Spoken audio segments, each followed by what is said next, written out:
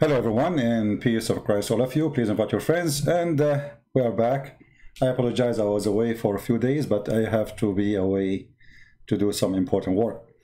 I'm very tired, actually, from this trip, but because I miss you, I cannot resist to be here.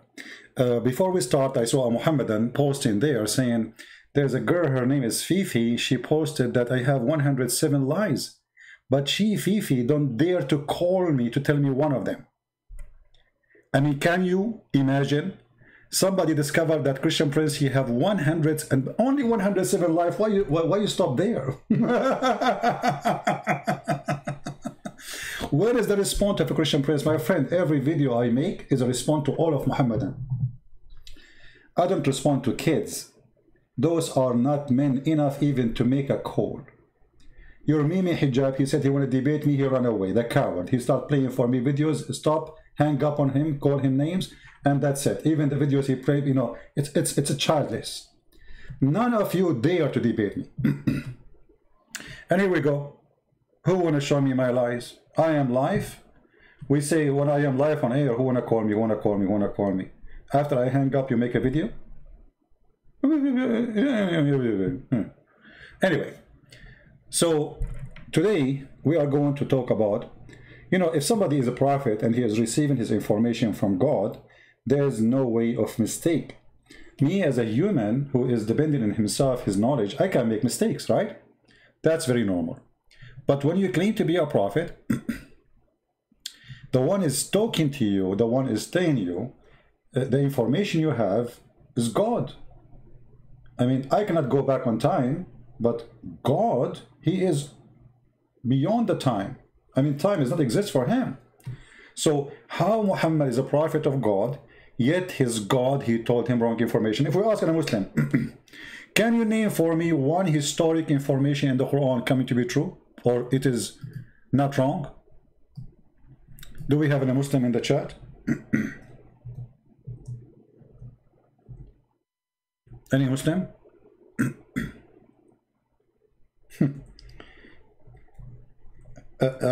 Just count how many times I'm going to ask how any Muslim. It's like sometimes you feel like you're a person who's begging for, like in the street, begging for a bread, or any Muslim.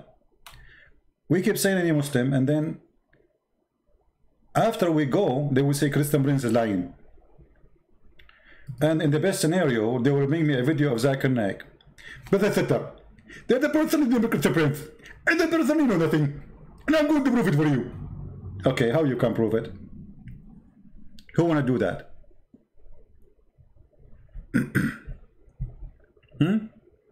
Not a single historic date in the Quran or mention or a story is coming accurately. The names are wrong. Yeshua became Isa. Who is Isa? We do not know. Isa, the one I know, is the son of Maryam, the sister of Aaron. So the foolish Muhammad, he thought that Isa, the son, or Isa, the son of Maryam, which is the nephew of Moses and Aaron, he is the same as Jesus. The father of Mary is who? Is Umran, which is the same name of the father of Moses, but he got it wrong too, because the father of Moses and Aaron is Umran, not Umran. So names are wrong, dates are wrong. As an example, the Quran speak about the Samaritan, but as this person who misled the people of Musa, he was exist in the time of Moses.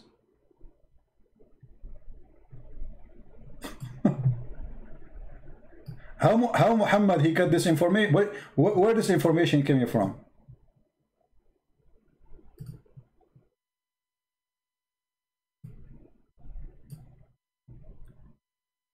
So when we say Muhammad is obviously a fraud, I mean, we have all the reason to believe it's a fraud.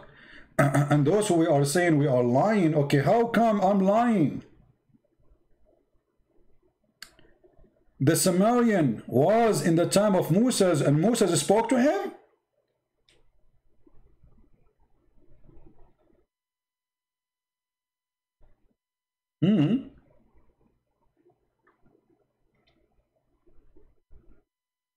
Muhammad is very, you know, I mean, that's really amazing. What does Samaritan have to do with Moses? How Jesus became the nephew of Aaron, which means the nephew of Moses. That means Jesus was in the time of the Samaritan too. I mean, the time they're like in the beginning of their existence. The same time of Moses. And Moses was in the same time of the Samaritan. So this is, I mean, this is messed up. But remember, the one is talking is God. The Muslims, they cannot say, this is, you know, I mean, it's a book written by many people. No, because they claim that every single word in the Quran is coming from the mouth of Allah, which we do not know where it's located. By the way, where is the mouth of Allah is located? I mean, Muslims, they say Allah have a mouth. If you ask them, where is his mouth? They don't know. Is it located in his shin? Is it located in his fingers? Nobody knows. So this is a religion. Everything there is wrong, from the top to the bottom. And then the Muslim, they say we are lying. I mean, I'm showing it to you on the screen.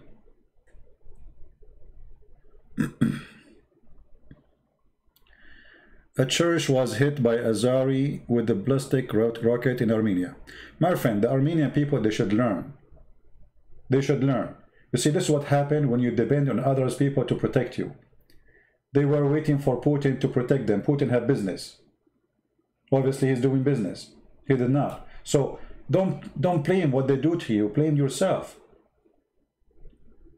I mean, what do you expect from the Turkish to do to you? They will give you hugs? I mean, hello? Learn from Israel. The Israeli trust no one. They don't trust their friends. They trust themselves only. Build your own forces, their own army, and get ready. You have many enemies. This is how you can keep peace. Peace only for those who have armies. Armies bring peace, not war. When you have no army, when you don't have enough forces, everybody will eat you. Anyway, we don't want to change our topic for today. Do we have any Muslims? And not only Israel is helping the Turkish Muslims in that war. You believe it? Georgia is helping the Turkish Muslims in that war, and Iran for sure will help, because the Turkish Muslims there, they are Shia in Azerbaijan. So Iran is fighting. Armenia is fighting everybody along. They thought the Russian would do something anyway. The Russia, they are watching.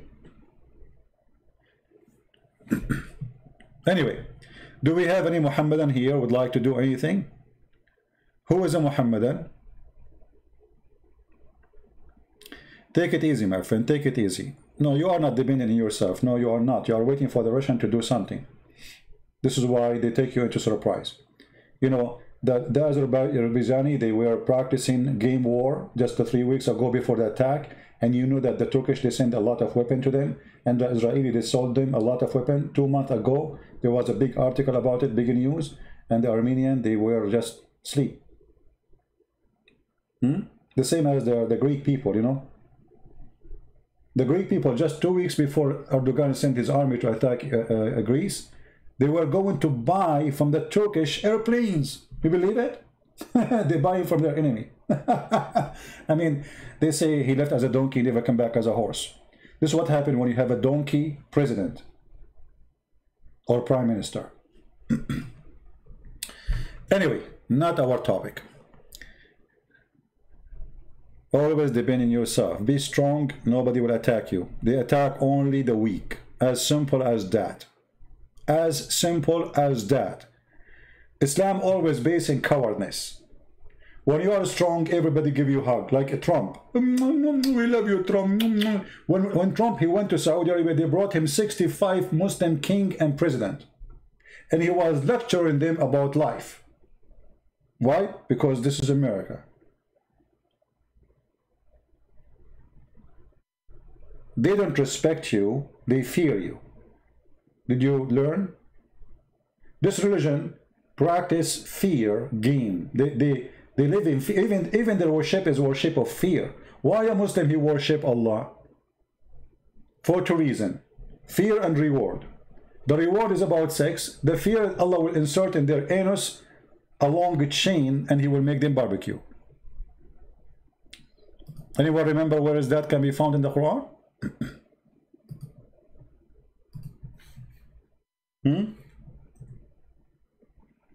Where we can find that in the Quran? And imagine, it's a miracle, it's a scientific miracle. It's chapter 69. Here we go. Even the number is fishy. Chapter 69, verse number 32. Allah will insert in anyone he don't like, in his anus, a very huge chain. Every ring of it is in the size of all the iron in the universe. I don't know how big the anus of a Muslim to insert all of this iron. You know, you can read Ibn Kathir, you will die laughing. The funny, they say this is a lie. If I say something, they say it's a lie, but it's not a lie that all the iron in the world, they will go inside an anus. How big is the anus, man? Let me show you. Because the Muslim, they say, brother sister, Christian brother is lying. But Ibn Kathir is saying that it doesn't say that to be. I can show you in the script. It doesn't say that to be. You're lying. If we go now and see Ibn Kathir, chapter 69, verse number 32. All right. This is 69. Here we go, Ibn Kathir. And this is verse 25 to 38. Go. All right, here we go. Here it says, then fasten him in a chain wherefore the length of 70 cubit. Ka'b al-Ahbar said, every ring of it will be equal to the entire amount of iron found in the world. Don't you think this is so small? Every ring in this chain, and then read carefully, you know, they didn't say that TB. My friend, it doesn't say that.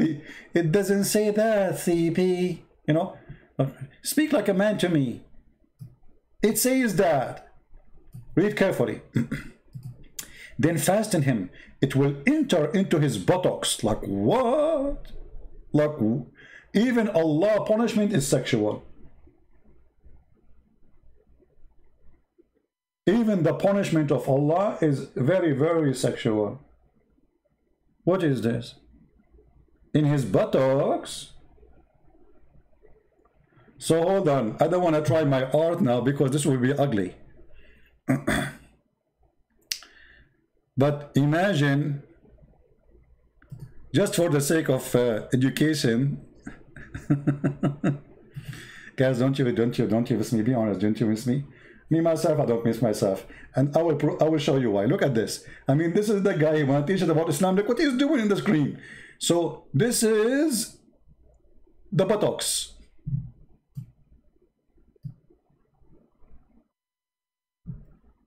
And Allah will insert a big chain, brother. Big chain, big, huge chain, brother.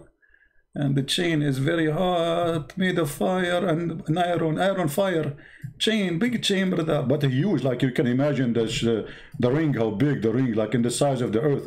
All of this will go in the buttocks.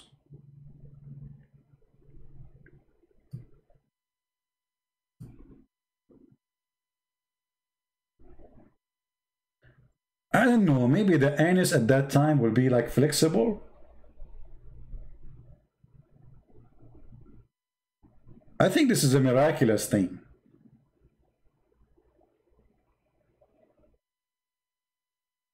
Any Muslim want to say so? And they will say I'm lying. I mean, it's in front of you.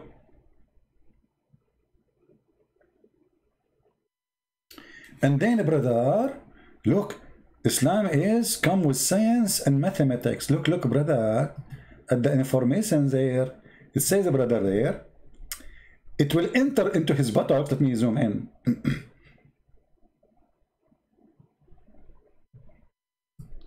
I bet you many of you were asleep the second you heard the word buttocks, like, what the heck? What this guy is talking about? Let me hang up this channel before my kids hear it. Well, listen. It will enter into his buttocks. Let me zoom in because people might say this doesn't say that. Where it says that? Where? Like, where? It doesn't say that. Where? It will enter his buttocks and pulled out of his mouth. How Allah knew that there's a connection? You tell me. How Allah He knew that the buttocks is connected to the mouth? I will give you three options. Allah study medicine. Allah is scientist. Allah is an idiot. Which one you choose?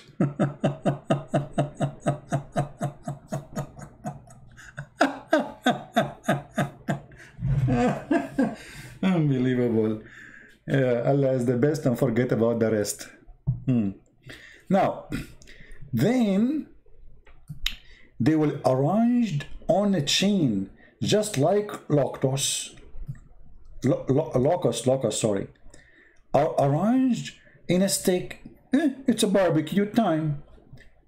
Al-Awfi reported from Ibn Abbas, it will be run into his behind until brought out of his, okay, hold on.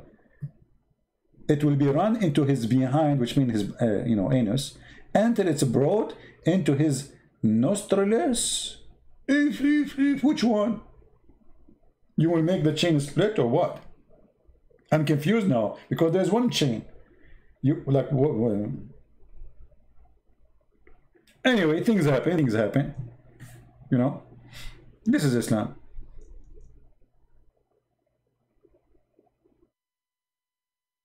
This is what Islam is about.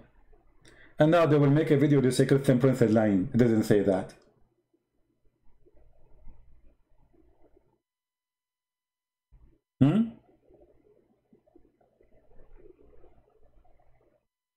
You want to kiss my head in the time of Corona? Thank you very much. Like, thank you very much, Toma. Toma is going to kiss my head in the time of Corona. Well, thank you very much. Hello. I appreciate that. Can you do it next century? Did you see the picture I posted in Patreon for when I was in the airplane? I mean, our science is a science of hypocrisy. They say you have to keep a distance, 6 foot in etc. The airplane, like every 2 seconds, keep the distance, please. Coronavirus 19, and then they put us in an airplane. It's full of people, and there's people like sardines on top of each other. I mean, keep a distance, keep a distance, keep a distance. You go inside the airplane, there's no space, and always, by the way, next seat next to me is empty. I don't know why, because I think because I'm an Arab. I love it, especially in the time of Corona. Anyway, we go back. What was our topic? I forgot. Since this chain, it's story, I forgot everything. What's my name? I mean, this is scary, man. Chain, anus. Why Allah forget the testicles? I mean, why he is focusing in the anus? Sound fishy. We have an Abdul in the chat, so what I would do with him, let him chat. He's an Abdul. Welcome, my friend Abdul. So we go back to our topic. Can we find one reference in the Quran is not false? Anything. I mean, we're talking about history. Actually, the Muslims, Islam is the most confused cult ever. You ask the Muslim, everyone give you different answers. As an example, if I ask this, the Muslims who are in the chat, Allah is coming from. Guys, listen to that answer. Any Muslim would like to tell us where is the name Allah coming from? If you search on the internet, you will find Muslim making articles. Everyone give you his own fantasy. Allah means the supreme name of God. I'm not asking you name. We knew it's his name, but where it's coming from? What it mean? What is the meaning of Allah? Any Muslim knows? Brother, we worship a God, his name Allah, but we do not know what the name means. Okay, forget about Allah. You see here it says the word Moses in front of me. Okay, what Moses mean? Brother, we don't know. Okay, Maryam, we don't know. Aaron, we do not know. Abraham, we do not know. Isa, we do not know. Adam, we do not know. So what do you know?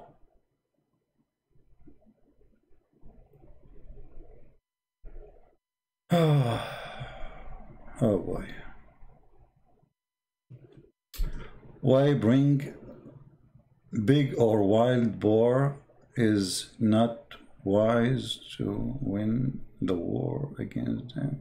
I'm not sure what they mean. Speak English to me, please. Do we have any Muslim here?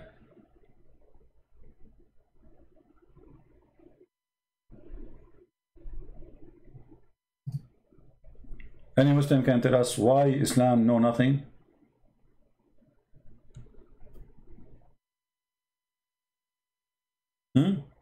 What is the name of the father of Abraham? In the Quran, his name is Azar. Are you Thur? Who is Azar? Who is this guy Azar? Unbelievable. And look what happened. Azar is coming from the ancient Aramaic, which means foolish. So the stupid Muhammad was copying it from an Aramaic book. If you remember, there's a person, his name is Waraq ibn Nawfal. And even in the hadith, it says that Waraq ibn Nawfal was translating the Quran. You remember the hadith? Sorry, the Injil, the Bible, the Gospel, and the Torah, supposedly. Look like it's a mix, or let us say a summary of both. If you go back to the hadith, and this is authentic, this is Sahih al-Bukhari, Muslim cannot deny it, you will see here in the hadith that Waraqa, he was translating the Bible. Let us see.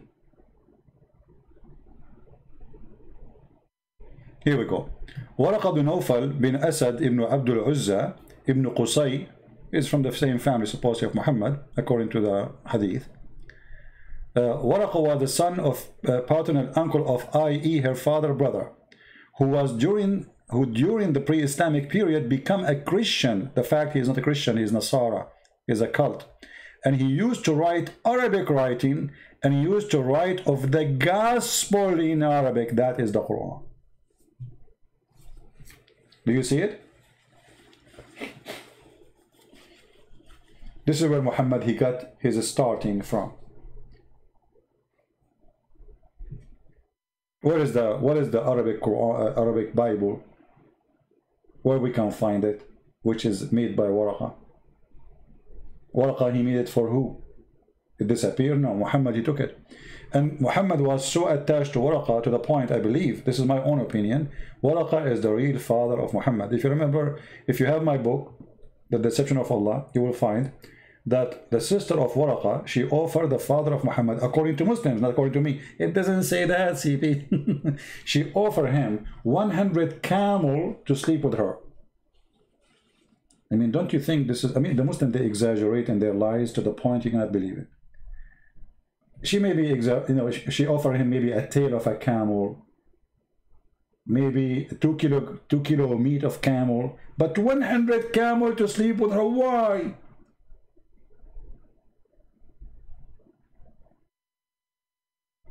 And then, according to the story, after Muhammad, he went and he slept with the mother of Muhammad, he came back to the Waraqa sister, and he said he's ready. She said, I have no need for you. She knew he slept with her, so she don't want him no more. So it looked like Waraqa, he sent his sister to this man because he had a relationship with her to stop him from going there, because he is already sleeping with the mother of Muhammad. And actually all the stories support that, because Muhammad was born 4 years after his father's death. This is why if you search on the internet right now about the period of a woman delivering a child, for how long she can be pregnant, you will find the Muslim, they believe between 4 years to 10 years. Some they say even more. Why? Just because they want to cover what happened to Muhammad. How in the world Muhammad, he died, let us say Muhammad, he died in the year 2000. Sorry, not Muhammad. Muhammad, the claimed father, Abdullah. Even the name I believe is wrong. There's nothing called Abdullah. The reason I believe it's wrong, because if Abdullah exists as a name, then why he is, I mean, he worship Allah, why he will go to hell? His name is a slave of Allah. He worship only one God, his name is Allah, why he will go to hell? So in the Middle East, when somebody he convert to a new religion, or let's say his father, a person, his father is, let us say you became a king, and your father have a bad name. So what do? You change the name, and you will see many Muslims in the time of Muhammad, they changed their names after they became Muslims. They changed their names after they became Muslims. Actually, even the caliphate, they had bad names, and they changed their names to fit with the new job. So Abdullah does not exist. We do not know the real name. Muhammad was born, according to Muslim books, 4 years after his father's death, which they claim that this is the real father. If I search right now, let me do this. Because, you know, the Muslim, they would say it doesn't say that, CP, you know. It doesn't say that. Let us see.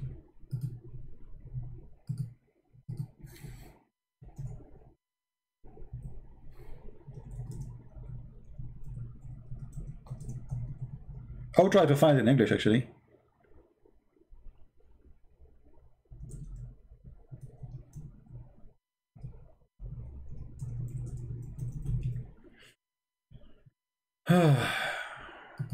Oh boy.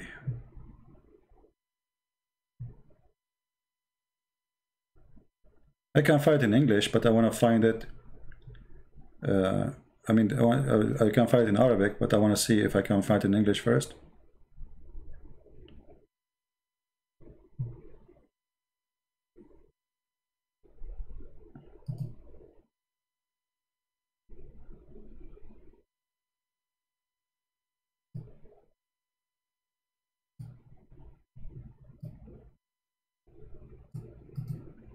Right, let's see.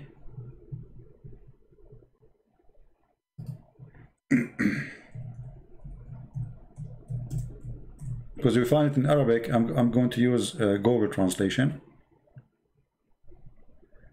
I prefer to find it in a good.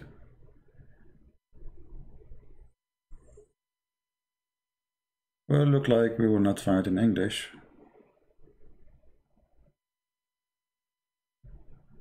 Let us see.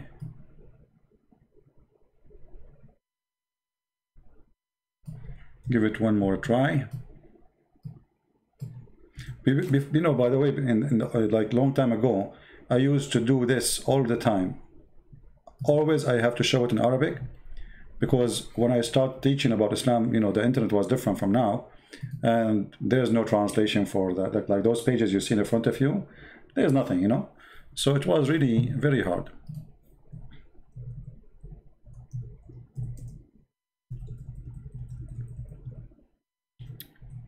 I hate it when my keyboard is switched to Arabic and I am typing thinking that I'm searching in English.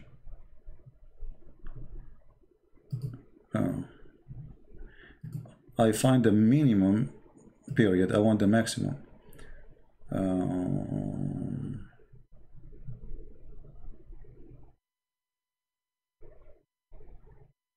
Well, look like we will not find it, so let us find it in Arabic.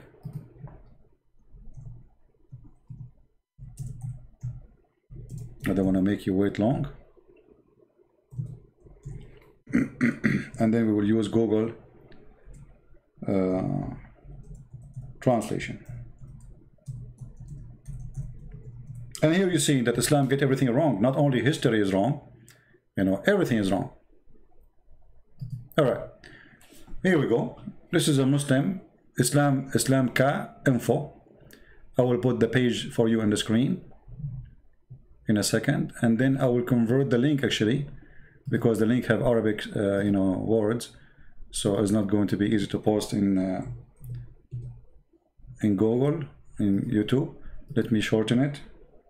Link, so I will post it for you. So Muslim don't say, where you get this link from, this is not true. Shorten. Okay. All right, here we go.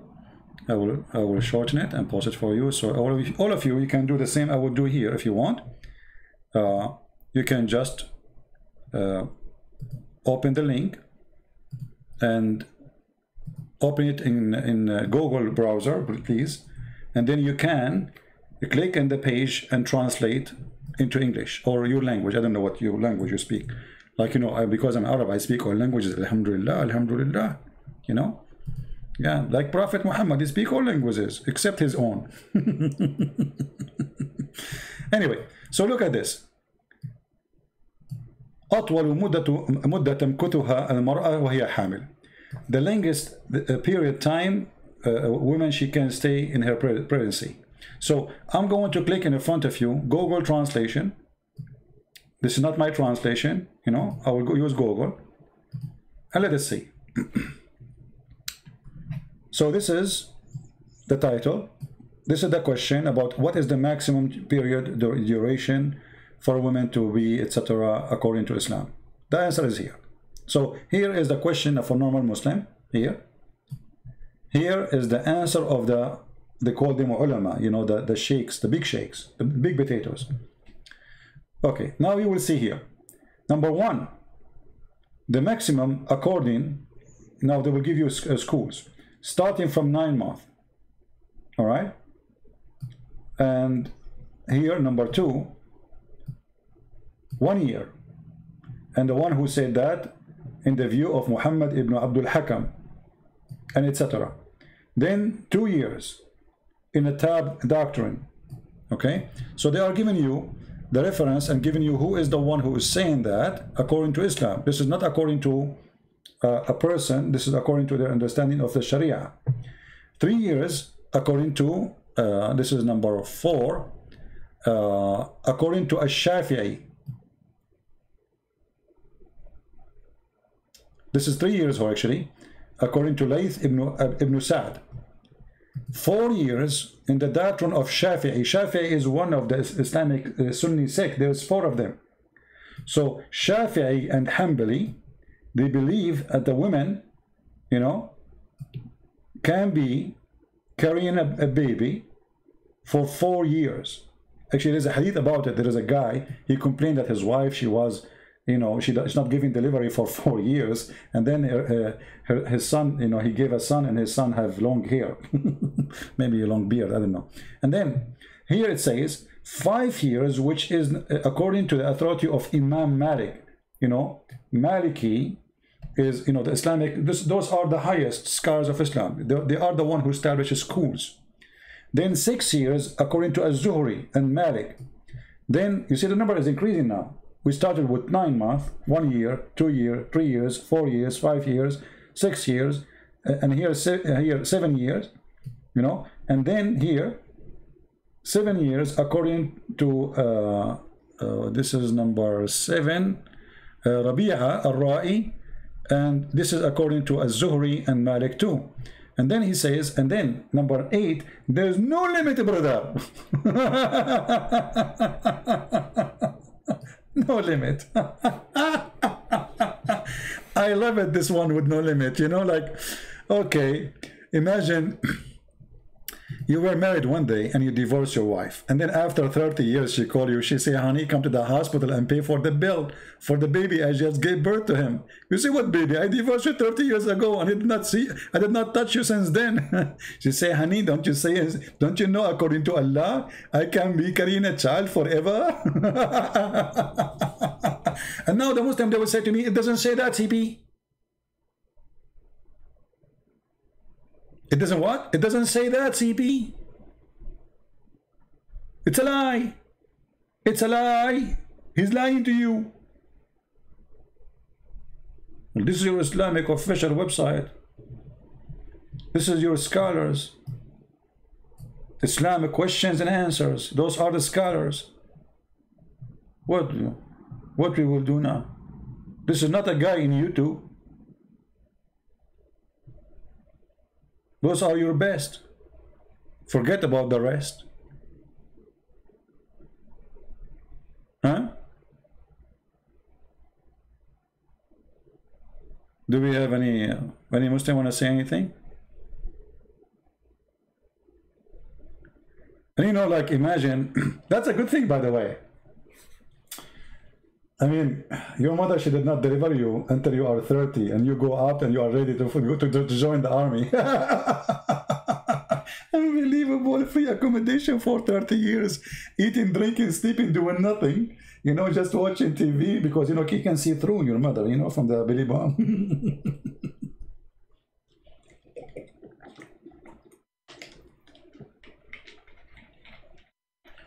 Do we have any Muslim here don't agree with his own religion? Don't say I don't agree with you, because this is not me saying that. You see, now they will say, Christian Prince, this is not true.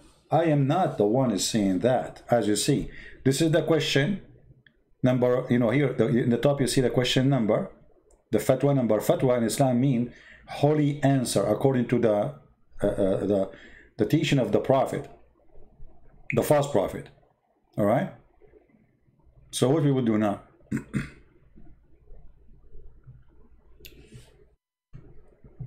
You are a question, you have a question. You are a Muslim, you have a question. Sorry, you are a question, you have a Muslim. Oh, okay. Kevin, you are a Muslim, you have a question. How come you are a Muslim and you call yourself Kevin? How come your name is not Abdullah, Fatima, you know, something what? Exotic? Is it true that Allah have a womb in the hadith? Well, you know, I mean, if I want to take it in a literal way, I can say that, but I prefer not to say it is literal. I take, you see, I don't take a side when I speak about Islam. So Allah, he have a womb.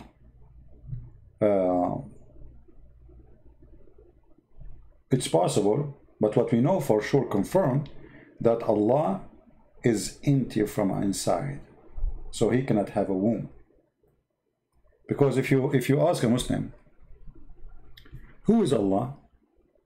All what he knew that Allah have a hand, Allah have a leg, Allah have a face, but Allah have no spirit.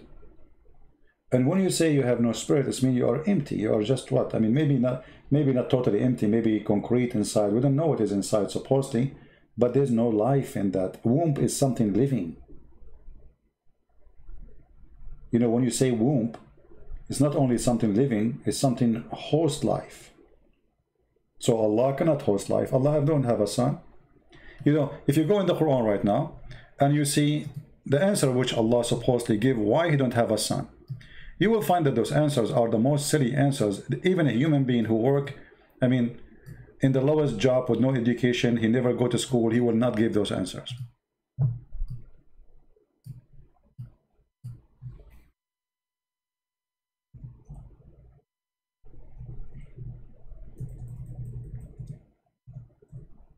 Even he use a low-class language to the point he don't say I don't have a wife, he say I don't have a girlfriend. Sahiba. Actually, sahiba is not even a girlfriend. You see, there's a word which mean companions, but not necessarily close to you. Like, you know, people you maybe say you enjoy their company, and there's people who they are close to you. Muhammad, he speak about the women. How I can have a son if I don't have a girlfriend? In chapter 6, verse 101.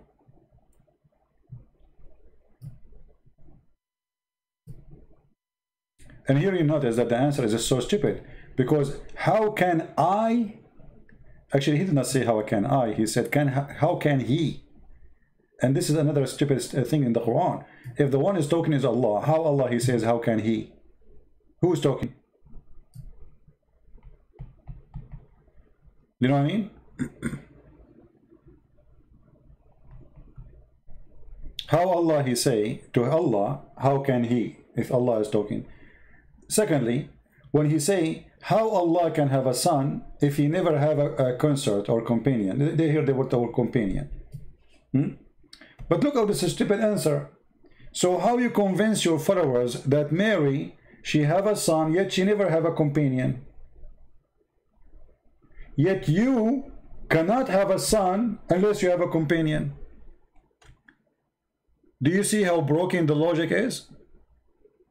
This is a broken logic. You know, when we say God, right away, there's words will be attached to that word, like Almighty, correct? When we say God, right away we know that we are talking about the Almighty. What Almighty means? Somebody tell me. What the word Almighty mean?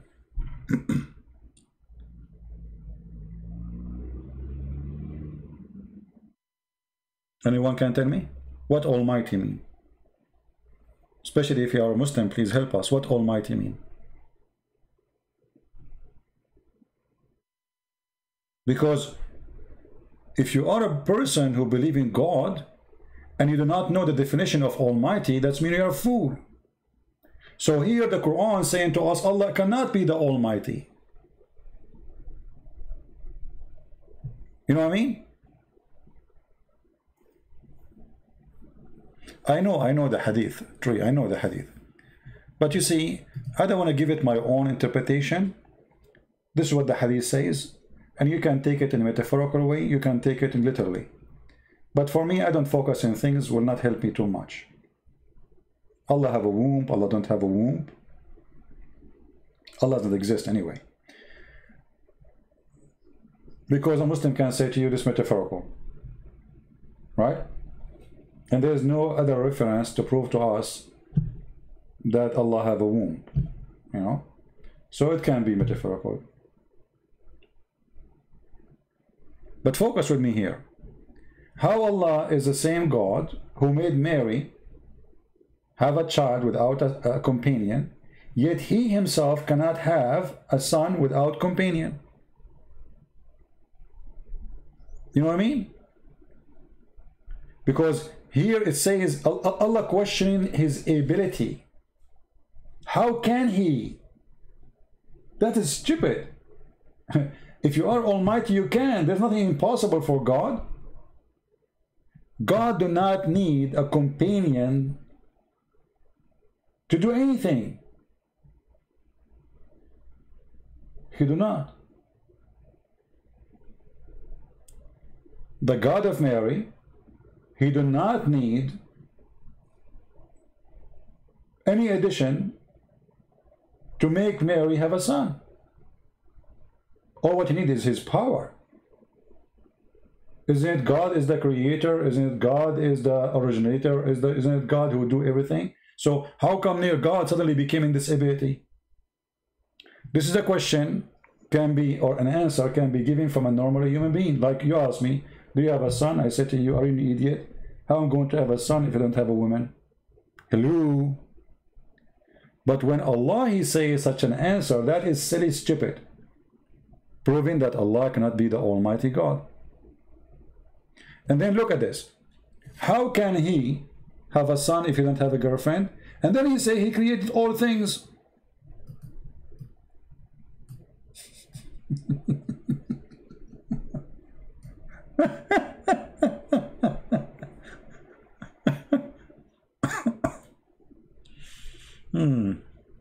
I mean, how, you just said you create everything. So why you cannot create a son?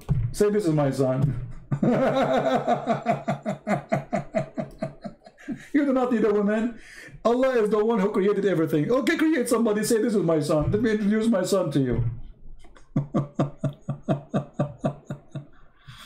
Oh boy. Stupidity is amazing, no? Yeah. Somebody saying to me, CP is a, really is a goat? Why? Don't talk about the goat, my friend. Because the goat have a problem. I know a goat, since she ate the Quran 1400 years ago, she is suffering in her belly. Her stomach always she have there. Look at this.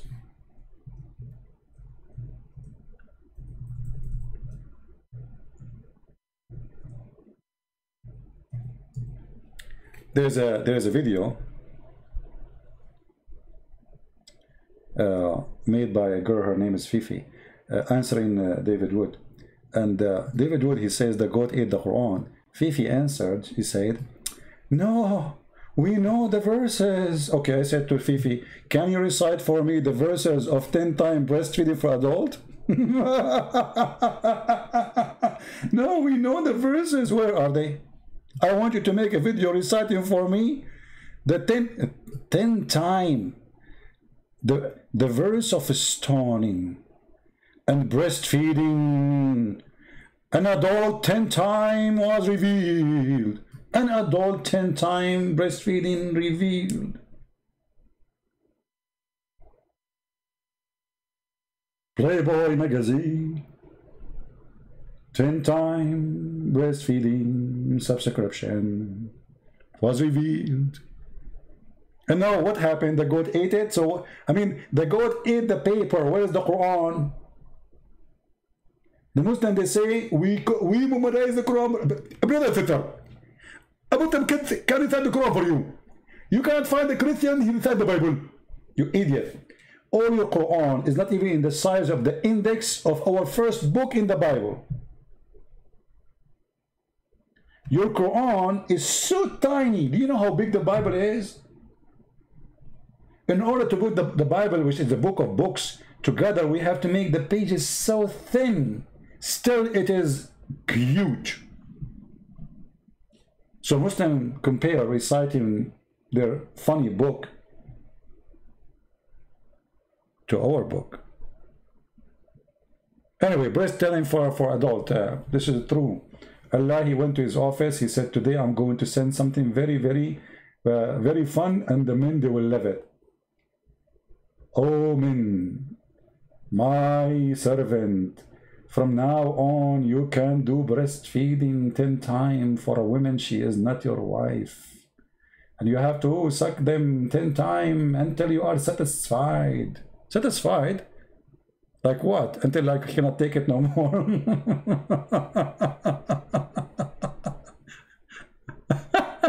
Unbelievable. You know, actually, I'm very upset that the stupid goat ate those verses. It's going to be so fun to have them in the Quran now. I mean, from all the Quran, she ate those. I believe that this story is kind of fishy.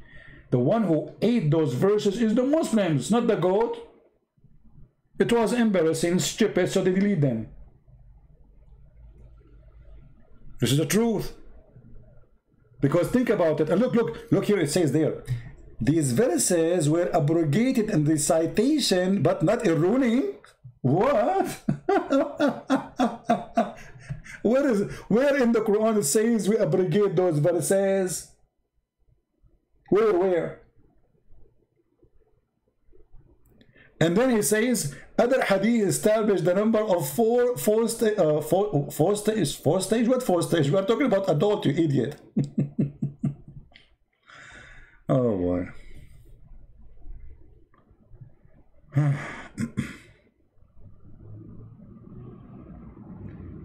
The goat ate your homework? Well, why you put your homework in the front of the goat? What's wrong with you? Don't you know goat, they eat anything? I mean, a really goat, they can eat anything. They eat plastic, they eat anything. This is why, you know, if a goat, she live in a city, never drink milk of a goat, I'm telling you. Because they can feed them anything. Goat live in the mountains, etc. Yeah, but if they live close from the city, they feed them anything. Don't take their milk. And one of the funny thing about Islam, they say to you, it's abrogated in recitation. And what is the logic of this? Why I'm going to follow it, but I cannot recite it? Give me a reason. How stupid is that?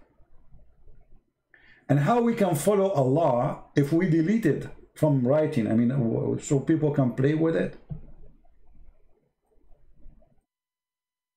It is abrogated in recitation. Anyway, until now we find no Muslim to answer us. Why Muhammad? Look at the title. Why guys, why have only 636 people? Is that because I was talking about goats? Are you people racist against goats? You don't like goat, don't you? I'm so disappointed. Okay, I will change the topic so we can receive more more viewers. Let us talk about something more interesting. Forget about the goat.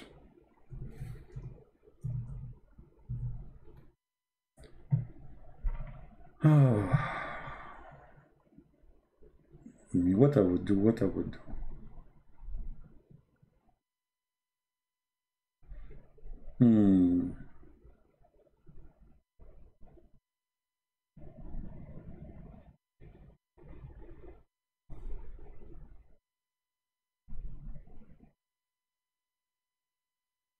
I'm trying to find you something more interesting than what we, you know, you guys, like, you don't like the goat stuff, you know, racist, you're racist people.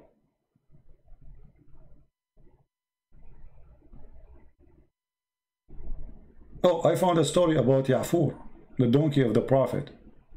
I mean, the donkey is of the prophet, he was a story by himself. You know, you hear about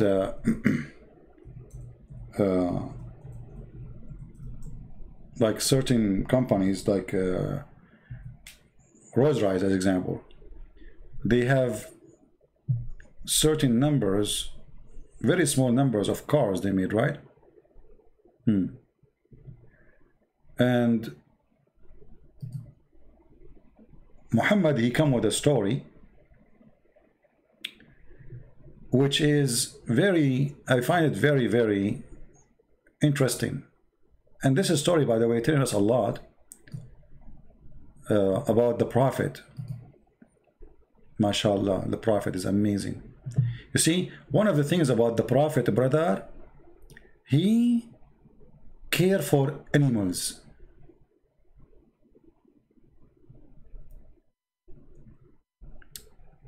I want to find you the book, the story from Ibn Kathir.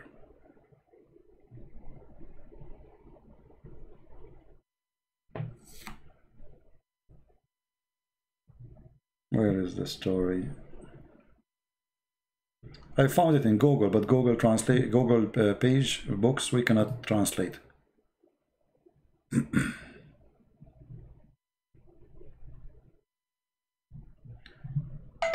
Let us see.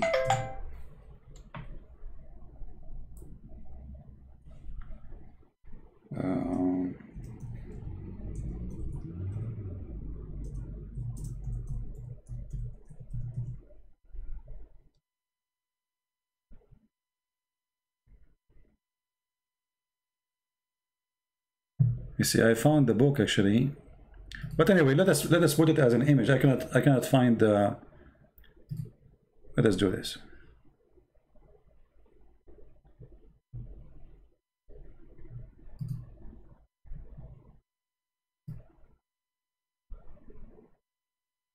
Oh, this is not Ibn Kathir. I wanna hold on. Let me find Ibn Kathir. I don't want this one.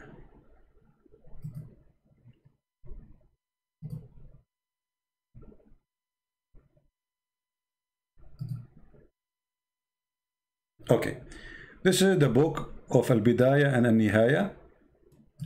If you remember, I made a cartoon about this story, and here is the reference. Here it says Hadith al-Himar, the story of the donkey. Let us highlight so you can see with me where I'm talking. The story of the donkey. Here it says, we've been taught by etc., etc., etc., when Allah, he opened, which means he occupied land, you know, the thief Muhammad, at Khaybar. He attacked Khaybar.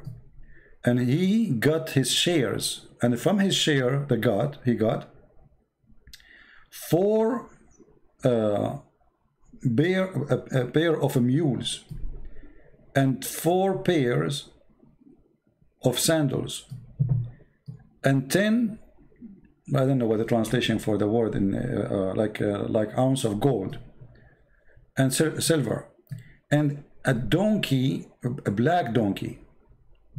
Then he says the prophet, he spoke to the donkey. Oh, sorry, the prophet, he spoke to the donkey, and he said to him, what is your name? The donkey, he said, Yazid ibn Shihab. Allah, he made from my seed, from the seed of my grandfather, 60 donkey. All of them, no one ride them except the prophet, and no donkey left from my grandfather except me, and no one of the prophet except you, and I was waiting for you to ride me. And I was owned by a Jewish man, and I used to make him feel down in purpose, and he used to make me hungry, and he hit my back. And the Prophet said, I call you Yafur. Oh Yafur. The donkey said, I'm here, Prophet, for you. The Prophet said, Atashtahi al-inath? Do you like females? He said, no. The donkey said no. And then at the end of the story, it says when the Prophet, he passed away, the donkey, he committed suicide. And that will make him the first suicide. Oh, you know what? You guys, you don't have a screen. It's my fault. Man, I can't see. Sorry, guys. I was highlighting all this time and the screen is off. It's my fault. Okay, we have to do it again from the beginning.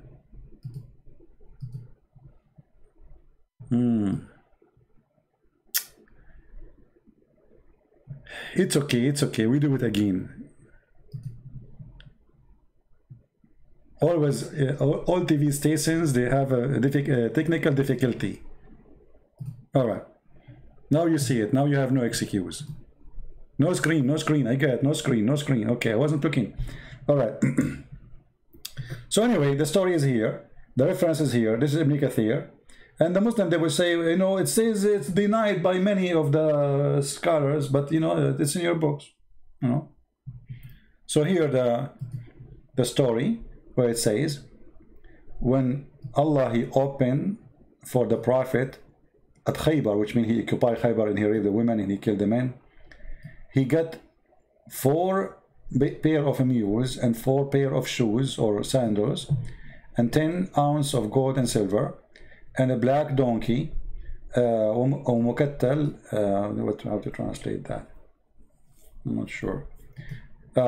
فكلم النبي الحمار فكلمه الحمار. So the Prophet, he spoke to the donkey and the donkey spoke to him. So he said to him, what's your name? ما اسمك? قال يزيد بن شهاب. My name is Yazid ibn Shihab. And Allah, he made it from the seed of my grandfather 60 donkeys. None of them ride them except a prophet. And no donkey left from the seed of my grandfather except me. And no prophet except you. Makes sense. He is the last donkey made for prophets. And Muhammad is the last prophet. That's it. No, this is donkey for like the local transportation. Al-Burak is a limousine for long distance.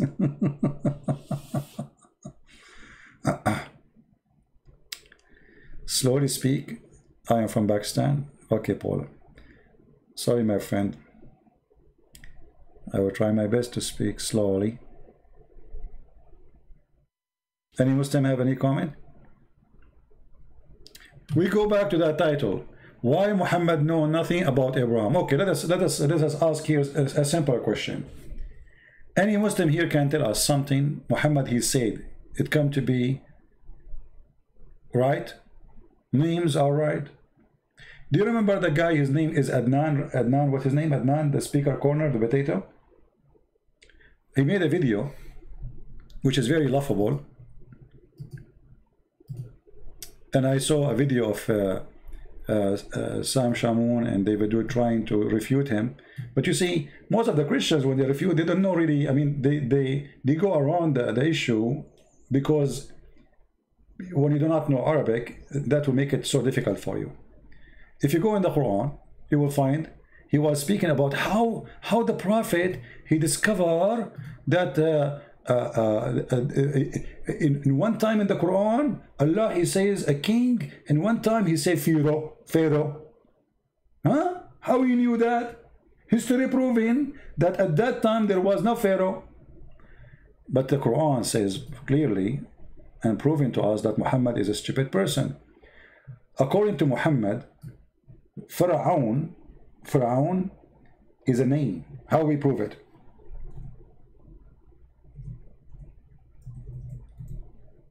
It's not a title.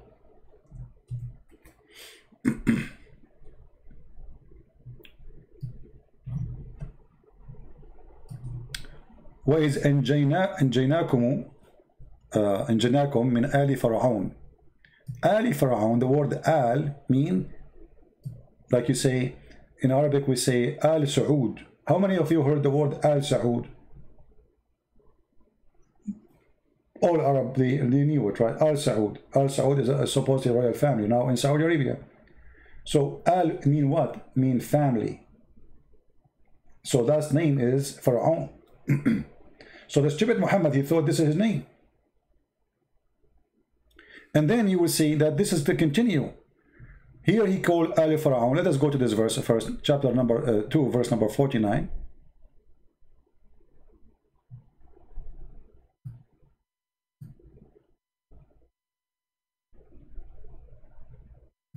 So in the translation, look what it says. The people of the Pharaoh. It doesn't say in the Quran, the people of the Pharaoh. It says Ali Pharaoh. Al, that's mean the family of Pharaoh. Pharaoh, this is their last name. This is the family name. Or let us say, this is the name who belong to the person. Saud, as an example, Ali Saud, he is the grandfather of the family who is ruling now. So they call themselves what? Al Saud. So Muhammad, obviously, in the Quran, he thinks that Pharaoh is a name. Let us give another example.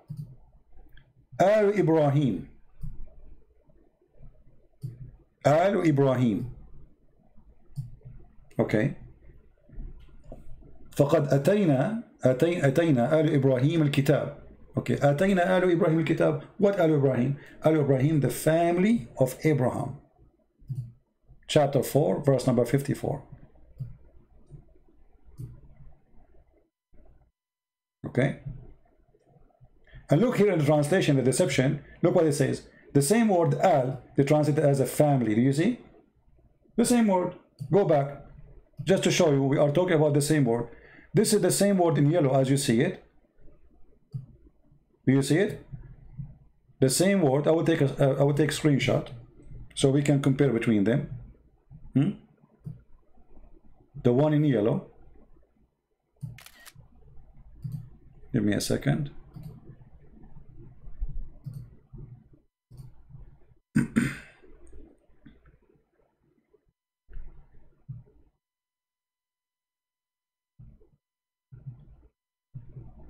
This is why always you cannot trust Islamic translation. Why the same word translated here as a family, and when before Pharaoh translated as people of Pharaoh? So let us do this. Let me put the screen back for you.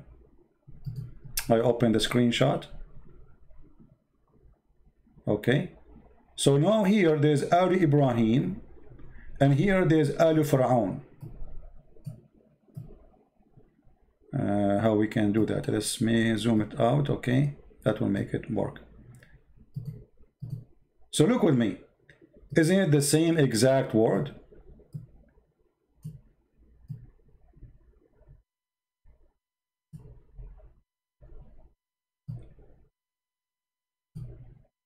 Do you see them?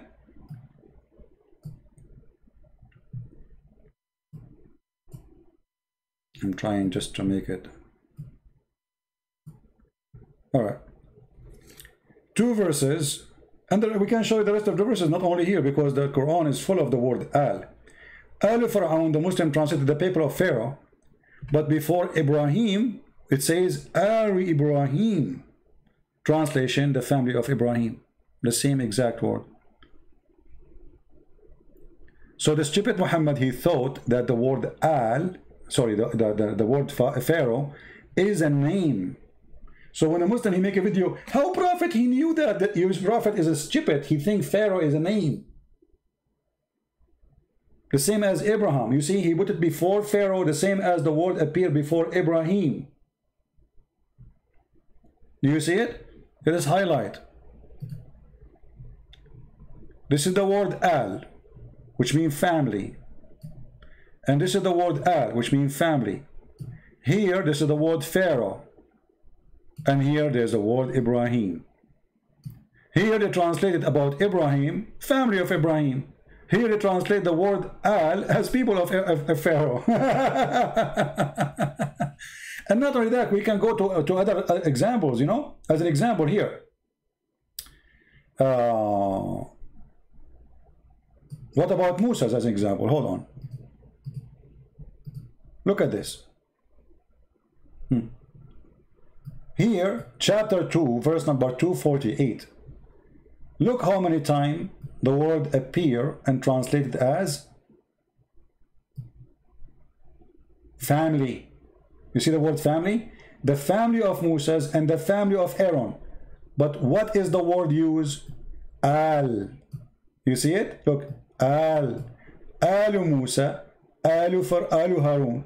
Let's go back to the Arabic page so we can see it in yellow. You see? Alu Musa wa Alu Harun. The same exact word. Translation is the family of Aaron and the family of Moses. So this stupid Muhammad, he thought Pharaoh is a last name or a name of a person, and he is calling them the same as the rest. I will give you another example, more clear. There is a famous chapter which is speaking about Jesus and Mary, etc. It's called what? Al Imran. Do you remember it? Chapter number 3. What the translation for it? Look, it says here Al. Look. Do you see it? Stupidity is amazing. Al Imran.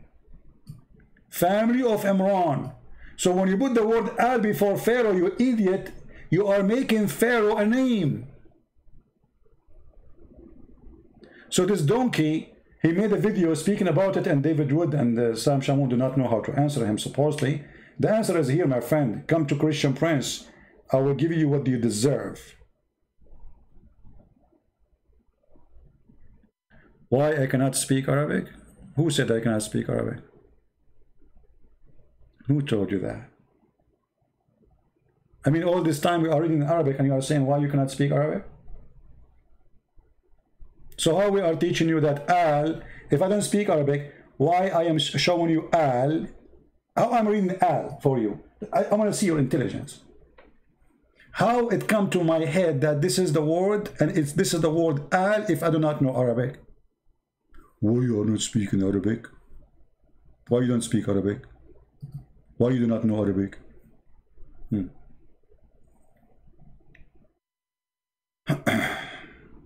Any Muhammadan, you want to say anything? So Muhammad, he have Pharaoh wrong. He think he's the name. He do not know who is Isaac. Okay, if we ask the Muslim now, you cannot even count properly in English. No, I cannot. Do your prophet know? I mean, just to show you how Muslims, they say statement which is embarrassing for their prophet. Your prophet, my friend, do not know even how to write his name according to you Muslims. So you are saying to the people here, if somebody do not speak good English, you should not listen to him. That's mean you are a donkey because you are listening to me. Number 2, you are stupid. If I am not worth of listening and you can understand what I'm saying, so how you are having a conversation with me? Number 3, you are a hypocrite. You follow a prophet who do not know how to write his name or to read his name. And yet you follow him and you believe whatever he's saying.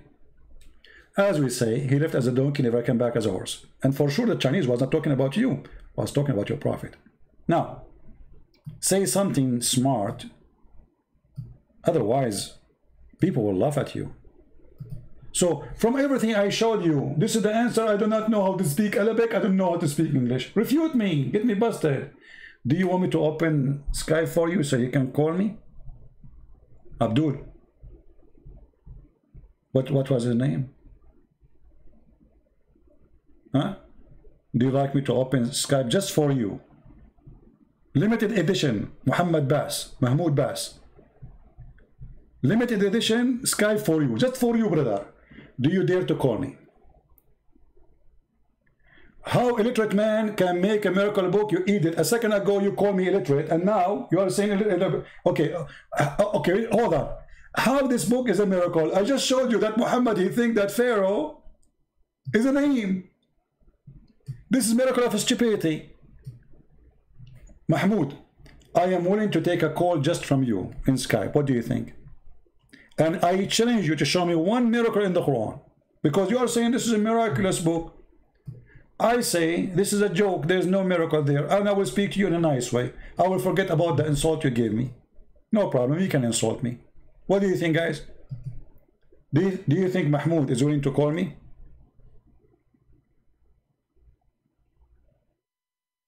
Shall I go on Skype for you, Mahmoud? I am not in Skype yet. If you say yes, I will go on Skype just for you. I'm not going to ask you a question. You tell me how show me the miracle Quran. How that work? What do you think? Can you do that? I see a book written by an idiot. You see a book is a miracle. That's mean either me or you, the idiot. And let people, you know, judge. What do you think? Are you willing to call me? If you just say yes, I will log right now to my Skype, just for you, my friend. Just for you. I will not accept any call from anyone except you. What happened to you? Did you take a nap?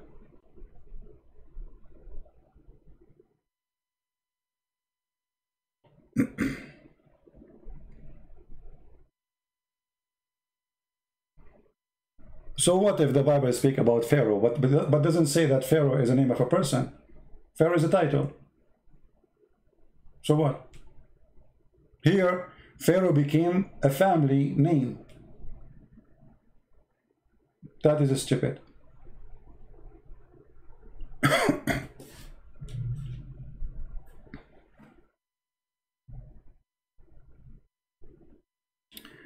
The shortest surah has hundreds of documented linguistic miracles. Which one is the shortest? So this is one. Actually, just to show you how stupid the Quran. How this can be from God. The shortest surah, right? Which one? I mean, this is a surah. This is a surah. This is stupid. A God who believes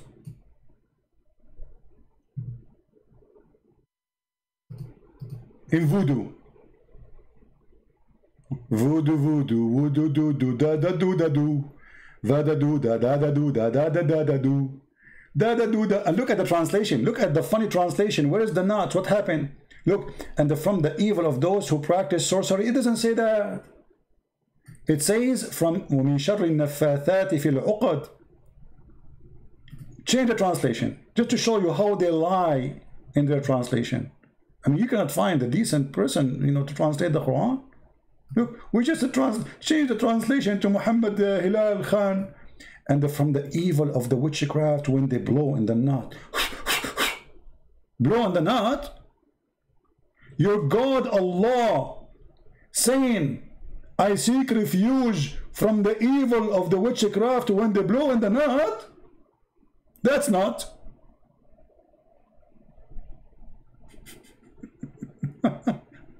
This is a miracle, brother. It's a miracle. And by the way, this verse here says, and look at the translation, and from the evil of the darkened night as it's come, its darkness, between two brackets, or the moon as set or goes away. What a stupid translation. وَمِن شَرِّ غَاسِقٍ إِذَا وَقَبْ. This is about the penis. Excuse my language. From the evil of the penis when it stand up.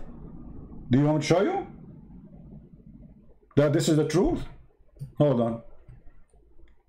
Give me a second. Give me a second. Search in Google. Search in Google. Dangambara. Rura rura.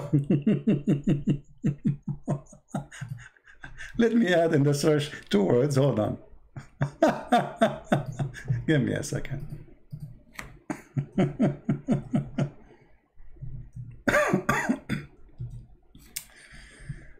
Oh boy.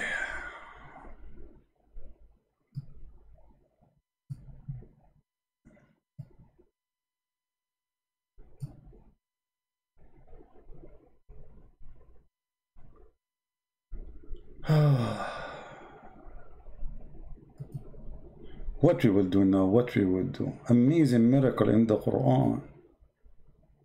Amazing, brother, amazing. Look at this, the Quran Allah speaking about the penis.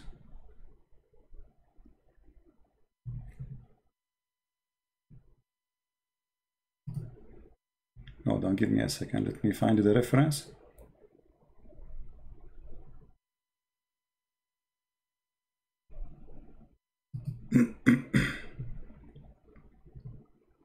Because you know them, they will say it's not true, you know? You know them. You have to show the reference.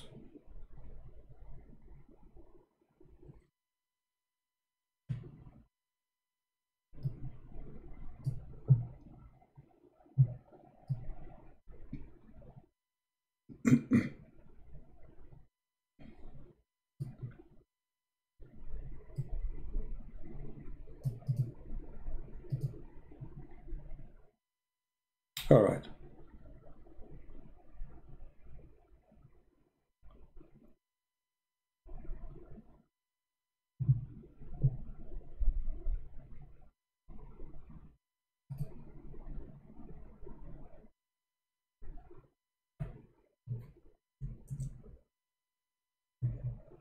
We will be there in a second. We are trying to find the interpretation, official interpretation, Islamic website for their scholars.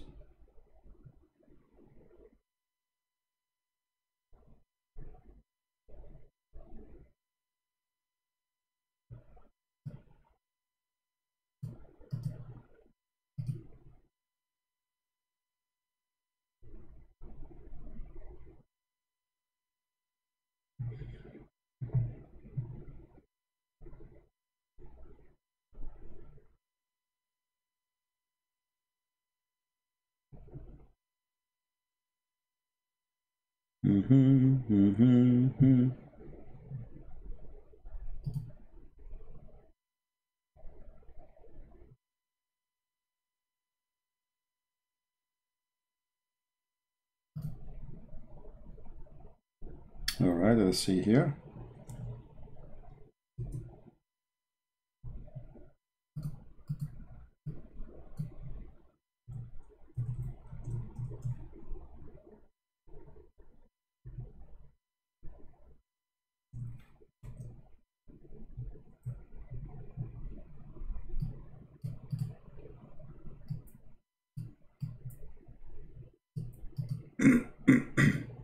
Who is a Muslim is willing to call me, and I will vote for you, and you read it for us?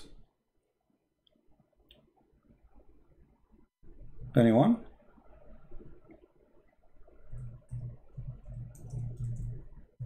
And how that can be miraculous? You are a Muslim, you want to talk in Skype? Okay. Let me open Skype. Just, you know, give a chance for somebody. Let us see.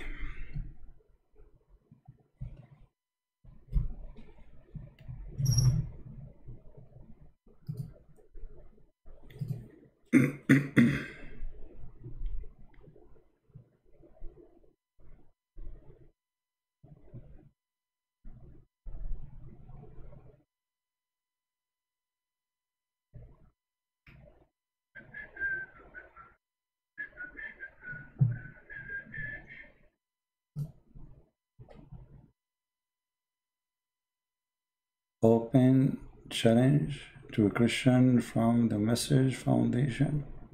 My friend, don't make a challenge for me, just call me. You know, real people, they call. They don't need to make a challenge. Do it, don't say it.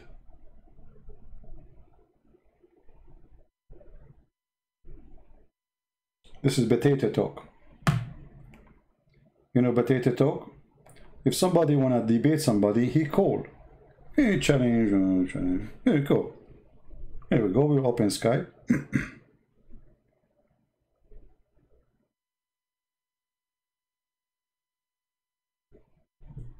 Give me a second.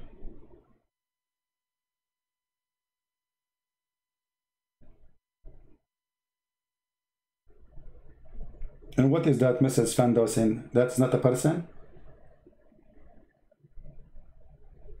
Foundation?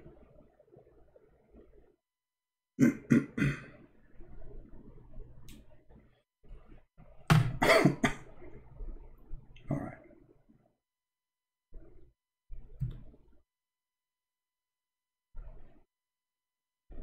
Okay, we are logging in Skype right now. Give me a second.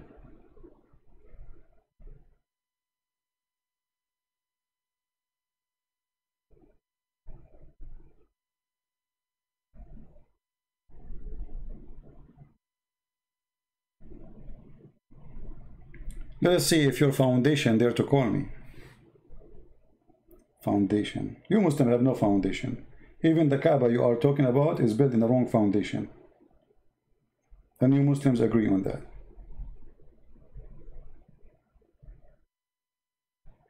All right, we are in Skype.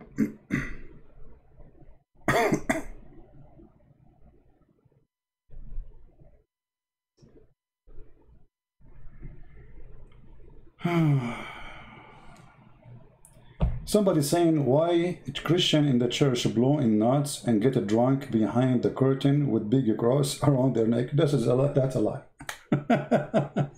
If somebody do such a thing, he's like your prophet. I can show you from the Quran that the Quran is saying the Muslims, they drink and they pray. It's in your Quran. Here we go. For the one who said that. A Muslim sending me a message in Skype saying, where is the Muslim want to call me? Call me. This is documented in the Quran that you Muslims, you go to the mosque praying and you are drunk. And when the people, they start making fun of Muhammad and his religion and his followers, so Muhammad, he made a verse saying, oh please Muhammadan, don't approach the prayer, salat, when you are drunken. Do you see it? It is you Muslims who used to pray behind the Prophet, and this Prophet is a drunk and his followers are drunk.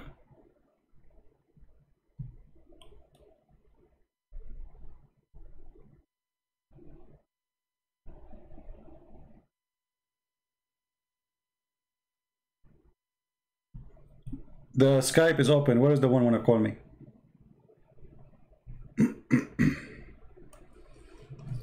Where is the one he said he want to call? The settings. Where is the settings are? No screen? No problem. Here we go. Do you see it? This is it, chapter 4, verse number 43. You Muslims go to the mosque of Allah, the house of Allah, the house of Abraham according to Islam, and yet you are drunken. Now where is the Muslim want to call me? My Skype is on. Where is the guy who said I have it settings for me? Guy, the screen is on. That's it. Take your time. It's okay. It's okay. I will make a song. It's called No Screen. Where is the one want to call me? Skype is open. Are you willing to debate someone in Arabic? Sure, I can debate in Arabic, no problem, but we have to translate. Because as you see, the audience are people who don't speak Arabic. Maybe few like speak Arabic. But I have no problem. If you have a big shaky, you know, I would love to. Well, we will debate in Arabic, who cares?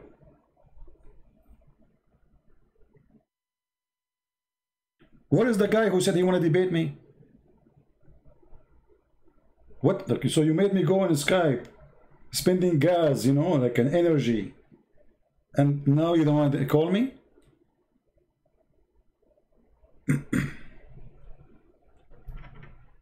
What is the foundation?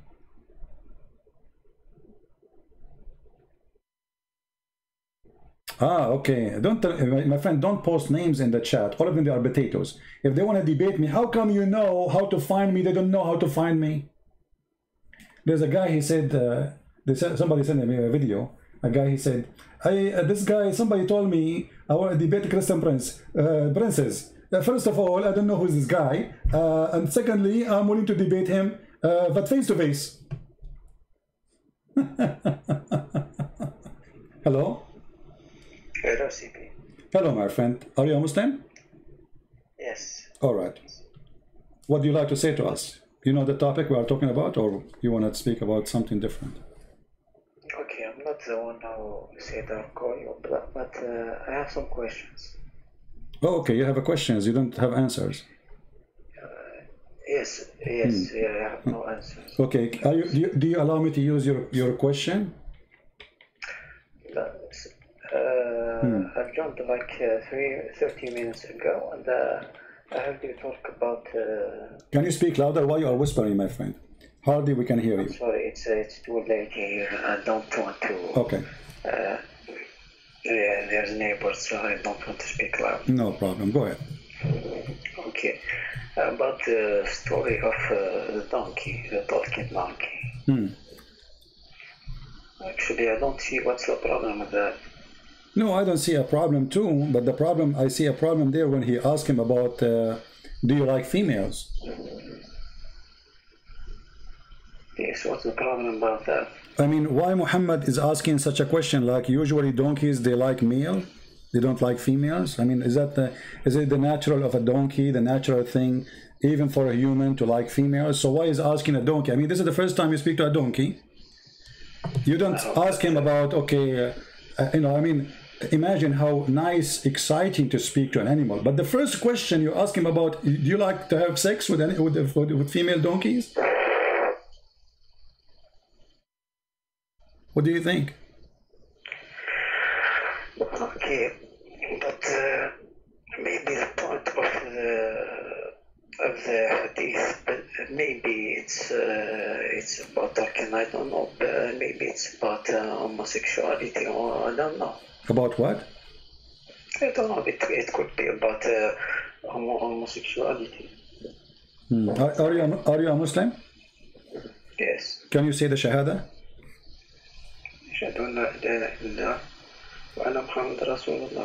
Okay, so you speak Arabic, right? I speak Arabic and I understand. That's wonderful. Okay, so Muhammad is trying to find out if the donkey which is created by Allah for a prophet, what he like, and now we discover that he is a gay, correct? No. This is what you're just saying to me, homosexuality. It's you who mentioned the word, not me. Yeah, of course, but before I said it, I said it could be. Okay, no problem. It's you who said could be, not me. So remember, I'm using your words. It could be, but remember, yes. The donkey. He said that Allah, He created 60 donkey like him, and he is a special made by Allah for a prophet. So Allah, He created donkeys who they are gays. No. It's you who said that, my friend. It's you who said it could be about homosexuality. So now you said that you don't want to use it no more. So why you mentioned the word homosexuality if you don't want me to use it?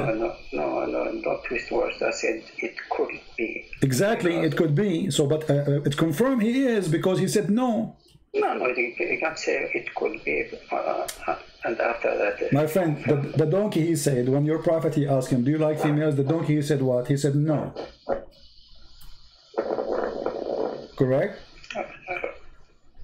Sorry, I'll just mute you because... To what? Okay.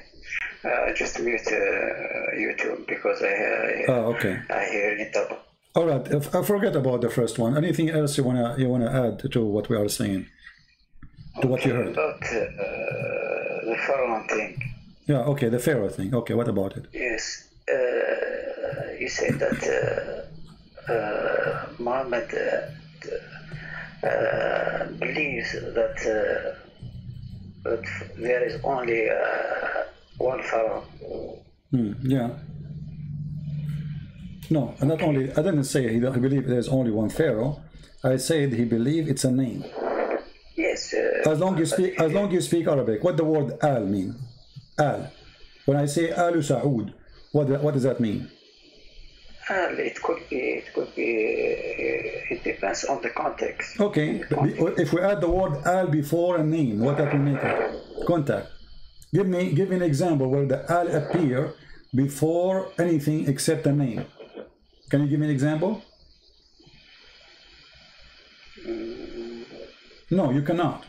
So al always appear before a name, singular name of a person. Alu Ibrahim, Alu Musa, Alu Harun. Read for me chapter 2, verse number 248. As long as you speak Arabic, I want to take advantage of your Arabic reading. Here we go. وَقَالَ لَهُمْ نَبِيُّهُمْ, etc. And here it says, آل موسى وآل هارون right? I don't see it. I don't Okay, see you it. can open your Quran in your hand, you know, I mean, chapter 2, verse number 248. You can open it your phone, I don't know what you're using. So, Alu Musa's wa Alu Harun. Okay. Okay, so what Alu Musa's mean? Family of Musa's, correct? Musa's is a name. The word Al, so we use the word Al before a singular name. Musa's is a person, his name is Moshe. Aaron is his brother. Alu Musa's wa Alu Harun. Same for Ibrahim. Wa Alu Ibrahim. So you will find all the Quran saying the same. Alu Ibrahim, Alu Musa, Alu etc.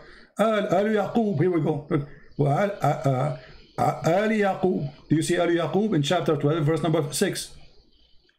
The family of Jacob. So Jacob is, so what we learn that the word Al is mentioned before a singular name. Jacob is a person, the word Al before it, speaking about the family of Jacob. So when you see, here we go on the same page, we have Al Yaqub and Al Fir'aun. What about Al Lut? Al Lut. Lut is a person, right? This is his name. Chapter 15, verse number 59. Okay, I'll ask you a question. You ask me a question. Okay, when it talks about the Pharaoh, about which Pharaoh it talks? Well, obviously, Muhammad, he knew only one Pharaoh in the time of Moses. Okay, I'll ask you the same question for the Bible. In the Bible, when it talks about the Pharaoh, Speak to, you know, the Pharaoh is a person who lives in a house. This house belongs to the king. Let us say it's a title, it's like a job, it's not a person. Yes. Whoever lived there, whoever lived. Okay, so the Bible never said that this is the family of etc. This is the name of a person. Pharaoh is a name used, or let us say a title, like let's say president. So what your prophet he did, let us say President Trump. So what your prophet he thought the word president is the name. No, but when you talk about a certain period. Exactly. So here you see, my friend. Okay, hold on. As long as you are talking about period, all right? Yes. Let me ask you. In the Quran, it says that the Samiri, he was exist in the time of Moses, and Moses exist in the time of Pharaoh.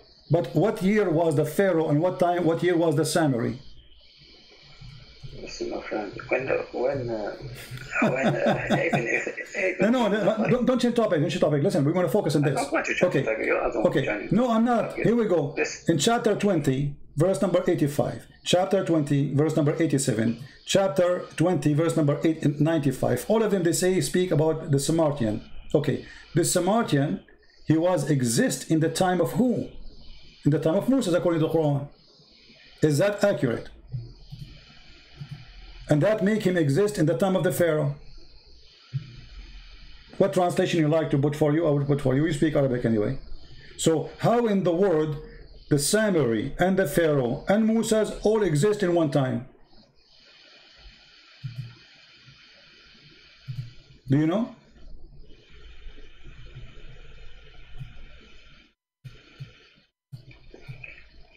Okay, CP. When in the Bible.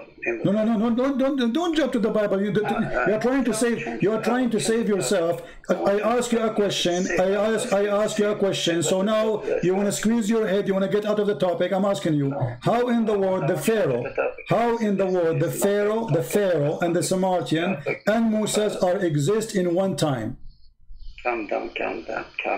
I'm speaking slow. I'm calm down. I'm asking you. I don't want to change topic. Why you want to change topic? Yes, I want to know how the Samaritan is. Okay. Do you have Google? Yes. Okay. In which time the Samaritan will exist? You are changing. I am not changing. Who is it changing, guys? Are we changing anything? This is that. You are the one who mentioned the word period, not me. So we are talking about that period. Pharaoh and Samaritan and Moses are located in one period of time, and Samaritan was exist in the time of Moses, and he is the one who mislead the people of Moses. Listen, but you are starting from the point that that the Pharaoh, it's only talking about one person. My friend, Moses did live for 10,000 years, or for how long? Listen. Listen. Moses was exist in the time of the Sumerian, according to history. The Sumerian, they exist in which year? I don't know.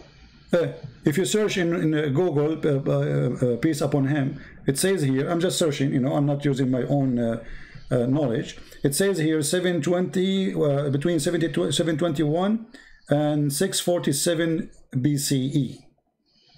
How that is exist? How the Quran put such an information here? So your God Allah not only messed up about Pharaoh, he thinks the Sumerian exists in the time of Moses. Moses, he went to a grocery store, he come back, he found the Sumerian misleading them.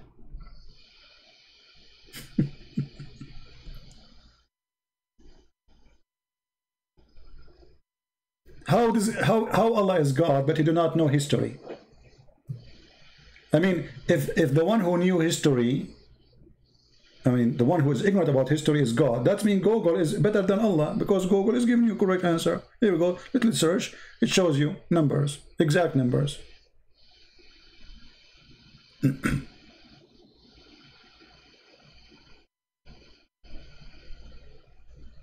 What do you think, my friend? Actually, I'm looking on Google. Okay. Sure. All right.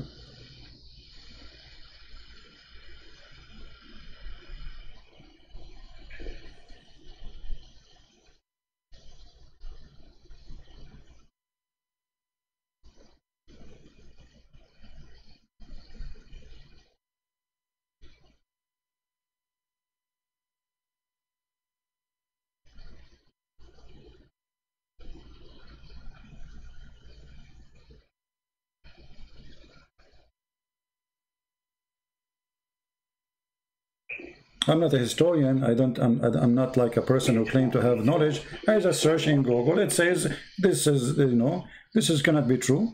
You know, there's the big mistake here, and this is God talking. You Muslim, you claim that every single information there is Allah speaking word by word.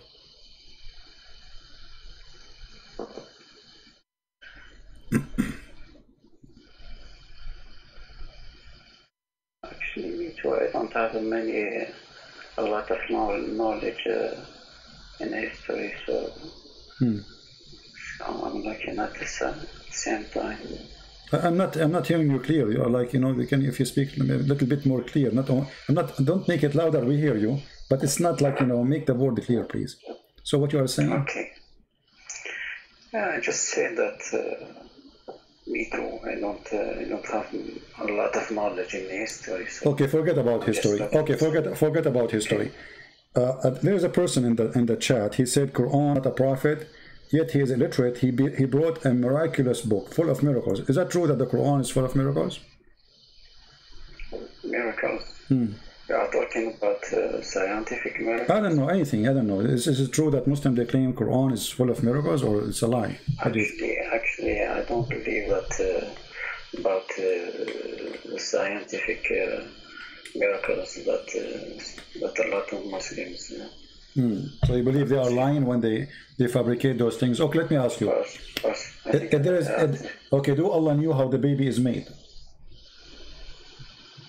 Of course, he made it. Okay, so how you explain to me the Quran saying that the baby is coming from the backbone of the man, the sperm is coming from the backbone of the man? Is that true? How it is said in Arabic? Huh? How's what? How it is said in Arabic? In Arabic, as an example, chapter 4, verse 23, it says, أبناءكم الذين من أصلابكم. أصلابكم is the backbone. Chapter 86, verse number 7, it says, يخرج من بين الصلب والترائب. الترائب is the bones, the chest bones of the women. The sulb is the backbone of the man. So how does God, he think, that there's a sperm coming from the man, coming from the backbone, and the woman, she have a sperm coming from the breastbones?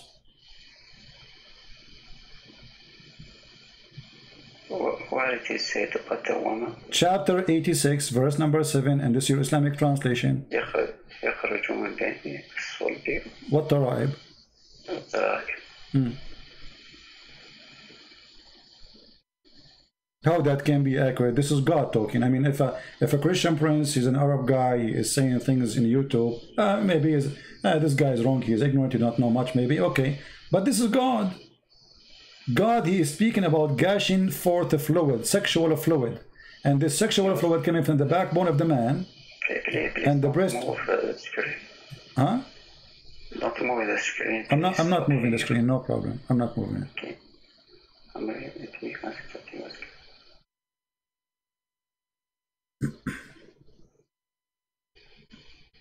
It was created above from gushing liquid.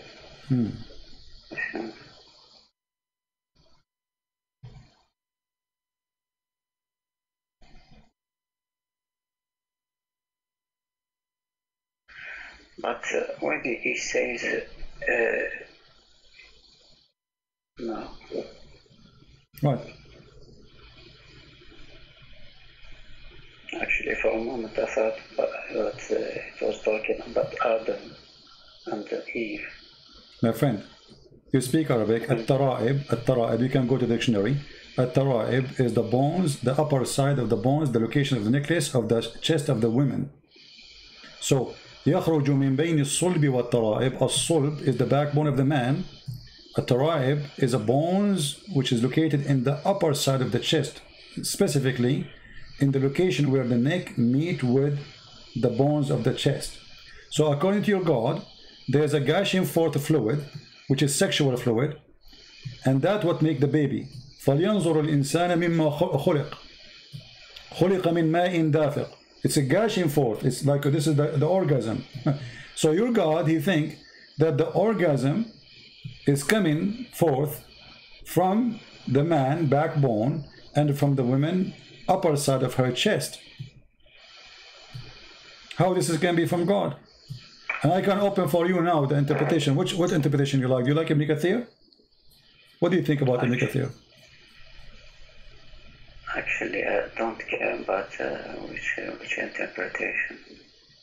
Oh, you don't like interpretation?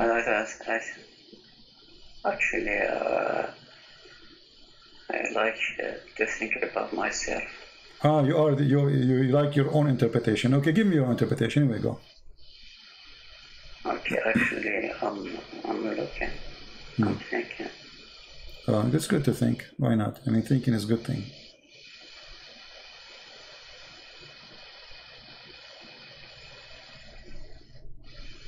You know, and the other day I fell down in my backbone. Since then, I don't have gushing fluid no more. The doctor, he told me we need to repair your backbone. You know, that's why you have to put insurance for your backbone these days.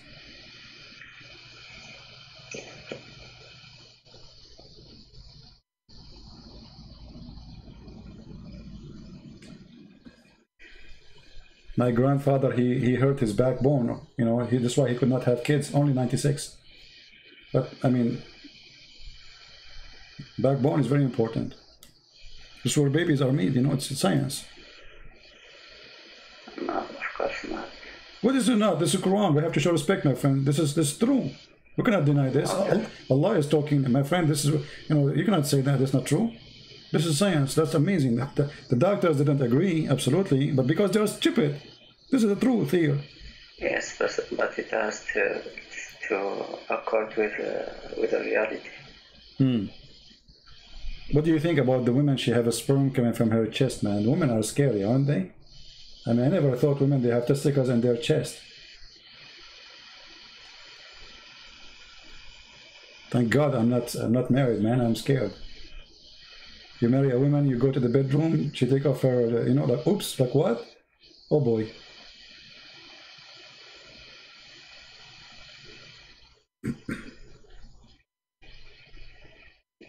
I hope you are single like me, you know, but don't do that because, you know, it's dangerous, as you see. Oh yeah? Okay, you are. Okay, that's good for you. Don't do it. As you see, you see the women, they have like, you know, they look something in the chest. This is not their breast. This is testicles, as you see. The Quran says women, they have a breast testicles. True story.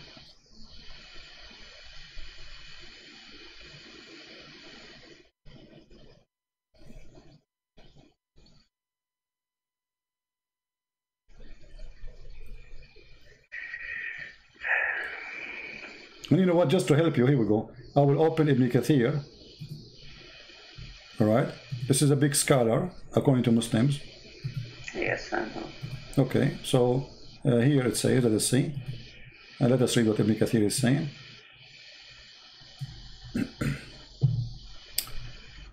All right, here it says, he created them from water gushing forth, meaning a sexual fluid that comes bursting forth from the man and the women. The baby is coming from water bursting forth from the man and the woman. This is what the Quran is saying. Thus the child produced from both of them by the permission of Allah. And then he says, proceeding from between the backbone and the ribs, meaning the backbone of the man and the ribs of the woman, which is referring to her chest. That is science. That's too good to be true. That comes from the man. Yeah, and then he says here, proceeding from between the backbone and the ribs, the backbone of the man and the ribs of the woman, it is the fluid, yellow and fine in texture, is about the woman, and the child will not born except from both of them, i.e. the sexual fluid. That is science. If both of them, I did not hear it. Yeah. And by the way, here this is a statement. Ibn Kathir is copying your prophet. It's your prophet, he says about this, that the fluid of the women is yellow and thin in texture, and the baby will not be born without it, and without the sperm of the man, or the gushing forth sexual fluid of the man.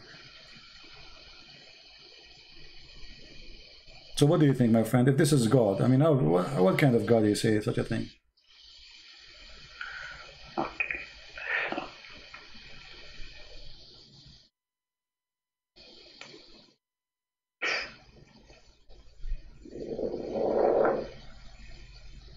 Are you okay? It can come from the ribs.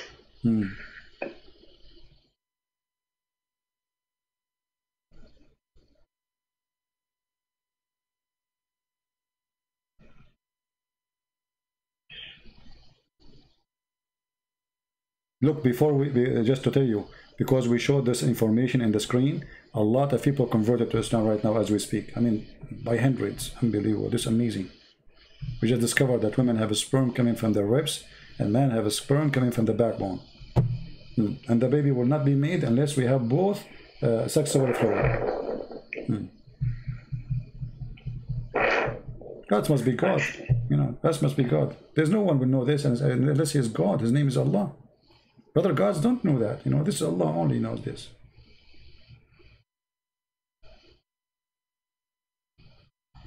Yeah. So what we will do now? Be honest with me. Don't you think this is not right? Actually, I don't. If I found that in a hadith, or I don't know, I could have easily rejected it. Yeah, but this is Quran. That's the issue. That's the issue, exactly. So what we will do, you know, be honest with yourself. If it's in the hadith you rejected, so why don't reject the Quran too?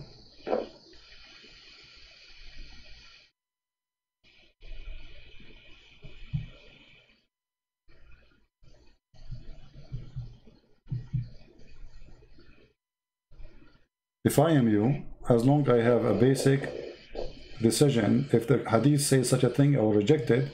Well, the Quran is no better. That cannot be from God. As simple as that. Yeah, but you have to look it up deeply.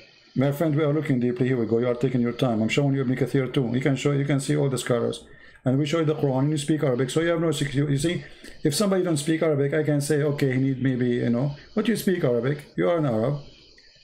We are showing you the Quran, or we are showing you Ibn Kathir. What do you want? I'm not an Arab, but I speak Arab. No problem. You are an Arab. You speak. Where are you from? If you don't mind, what ethnic is yours? Kurdish? I can't say. No, no. Okay. I'm black, blonde. I'm a black, blonde African American from Japan. So what a big deal. All of us, we are brothers, my friend. God, he created Adam and Eve. All his children are family. Black, white, Arab. It doesn't matter, you know.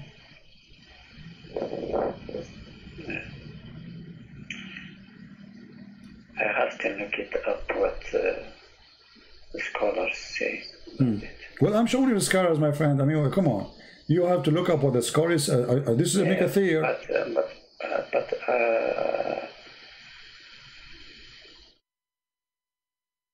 I have more trust about modern scholars than all the scholars. You trust modern scholars? Because modern scholars, they have no excuse. No, modern scholars, they fabricate. No. Modern scholars, no, my friend. There's nothing that's called modern scholars first. Let me tell you why. Because in order to be a scholar, you have to learn from those scholars. When you go to school, I have a degree in Islamic law. So what they teach us when we study Sharia? They teach us this. They teach us this guy said. Why? Because those are the one we can learn from them. We don't learn from the teacher.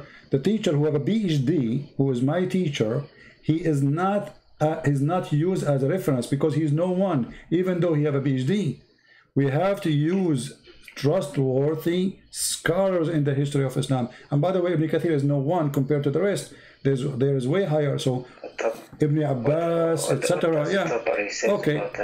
We can go to At-Tabari. Okay. You wanted to go to At-Tabari? Yes, I just want to see what he says about that. At-Tabari is even, I mean, the Tabari always like, I advise you not to go to At-Tabari. in At-Tabari, you see all the, I mean, you see, the Muslims, they try to avoid always At-Tabari because At-Tabari, supposedly he filter a lot of the garbage exists in Islamic books, but he have still a lot exposing Islam there. That's why you see the Muslims, they try to say At-Tabari was a historian. He is not a scholar. But the fact he is the scholar of the scholars. So you mean that he is more logic? No, he's not. Tabari is just he's putting things most of the time as he heard, as he learned. As they are. Yeah. He's just reporting what they say, you know. So. Okay, so he is more trustworthy than the others. No problem. Okay, but you see, the problem is. You Muslims, you choose who is trustworthy, depending what he's saying. If I go right now to At-Tabari, do you accept? Do you accept At-Tabari? I'll accept it if my mind accepts it. Here we go. So you Muslims, you pick up your cherries. You like, well, you choose what you like. You refuse what you like. No. You just said, okay. This is At-Tabari, my friend. You speak Arabic, right? If he has, my friend, what I should call you? What I shall call you? Give me a name. What I shall call you? You don't need to give your name. I don't care. Call you what? Don't know, call me Ahmad? Lou. Huh? Call me Lou. Joe? Lou. Oh, Lou. Yes. Oh, la. Okay. Look at this. This is At-Tabari. This is your request. Remember, that's not my request. Can you read with me and translate?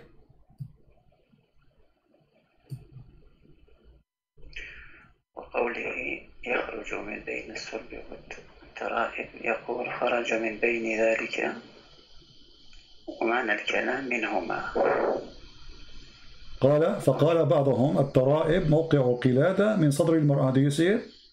And if you go down here it says يقول من بين ثديي المرأة. So the sperm of the woman coming from between the two breasts of the woman. Okay. So what we will do now? You are the one who asked me to go at Tabari. I advise you not to go there because at Tabari will hurt you more. Here we go. We are at Tabari. Here we go. Look what he says. وقال إكرمة. He says قال صلب الرجل وطرائب المرأة. Okay, I'm not scared or something. I'm looking. Even me, I don't know what Tabari said about that. I just want to see. My friend, no problem. I'm trying to help you. I'm saying to you that a Muslim usually try to escape. He jumped to a different place. No, but it's here we go. Yeah. Just want to okay, but why you said At-Tabari, not Ibn Kathir? What difference going to make for you? I mean, why? No. I didn't say nothing. When I just want to see another person what says about that. Yeah. So what we will do now? What do you think? How this can be true?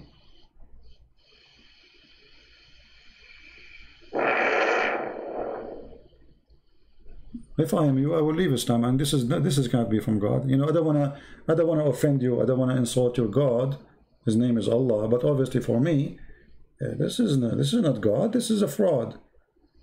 And Muhammad is making things up, claiming that God told him this. He's trying to make up like a sajja. You know the sajja, right? Which is a stupid way of talking. And he is, you know, it's like a poet. Yeah. It's not a poet. You know, it doesn't go to the poet. Poet is very high. Yeah. Right. Yeah.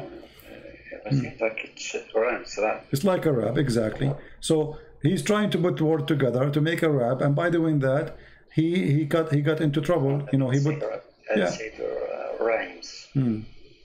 So what we will do now? Actually, I don't know. Yeah, I know. If I am you, I will leave Islam. You know, I can feel that you are a person who is decent. And you are thinking carefully, you know, and you will not accept this. So if I am you, you are an Arab, I mean, you speak Arabic very well, and you read English, you speak English. We show the reference in the screen. You have an advantage over others because you read the original language, and it shows what you shows you, and this is what Islam is about. And now the new scholars, they try to cover this, but the Taraib is Taraib al-Mar'a, you know, it's what the new scholar says about it. There's nothing called new scholars. I mean, what they will say, what they can say, my friend. I mean, this is Quran.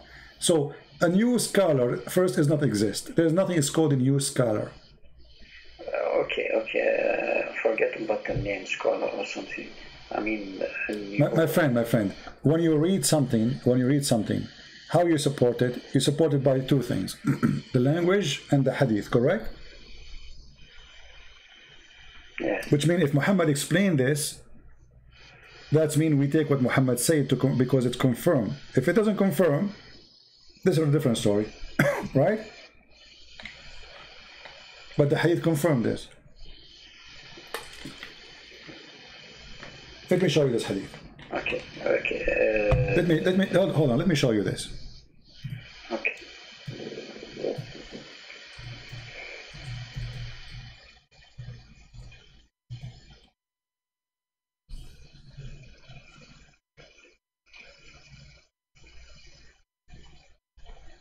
Let's see.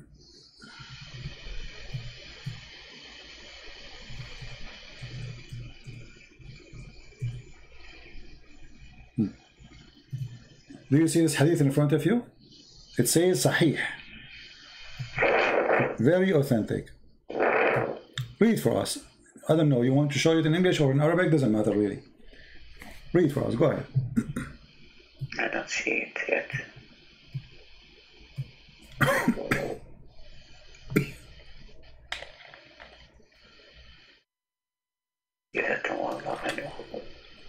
No, where is it?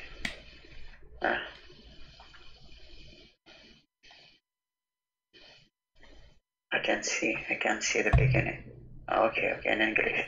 The man's water is thick and white, and the woman's water is thin and yellow, whichever of them comes first to tell me. For example, the parent. Whichever of them comes first. So Muhammad, he confirmed here that women have a water, men have a water, and without this water, without the water, the child will not exist, and it is a reason to resemble the parent, which means I can show you the hadith says adhkar, which means became a male. If the man have orgasm first, the baby will be a male. If the women have orgasm first, the baby will be a girl. So here, look what our Prophet said. that women, she have a sperm which is white, which is, sorry, thin and yellow. And the man have a sperm which is thick and white. And whichever of them comes first, the child will resemble the parents. This is garbage, and you know that. It says that it depends on which one comes first.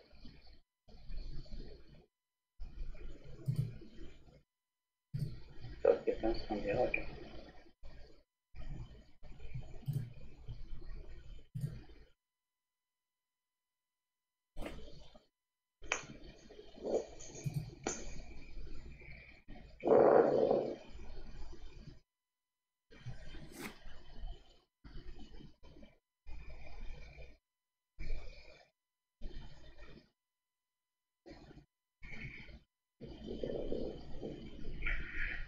Okay.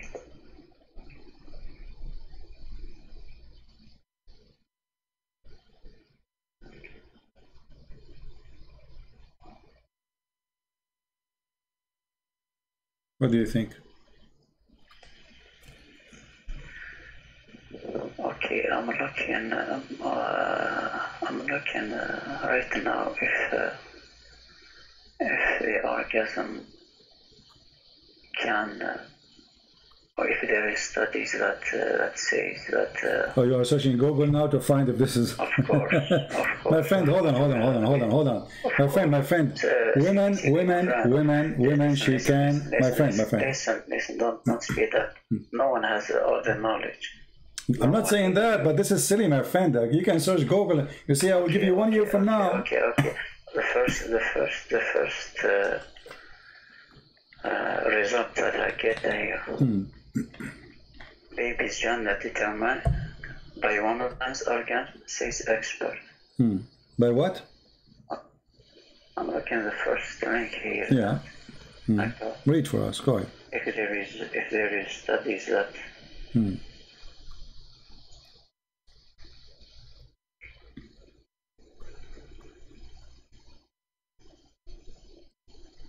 Everybody agree that the gender decide by the type of the semen which is fertilizing the egg.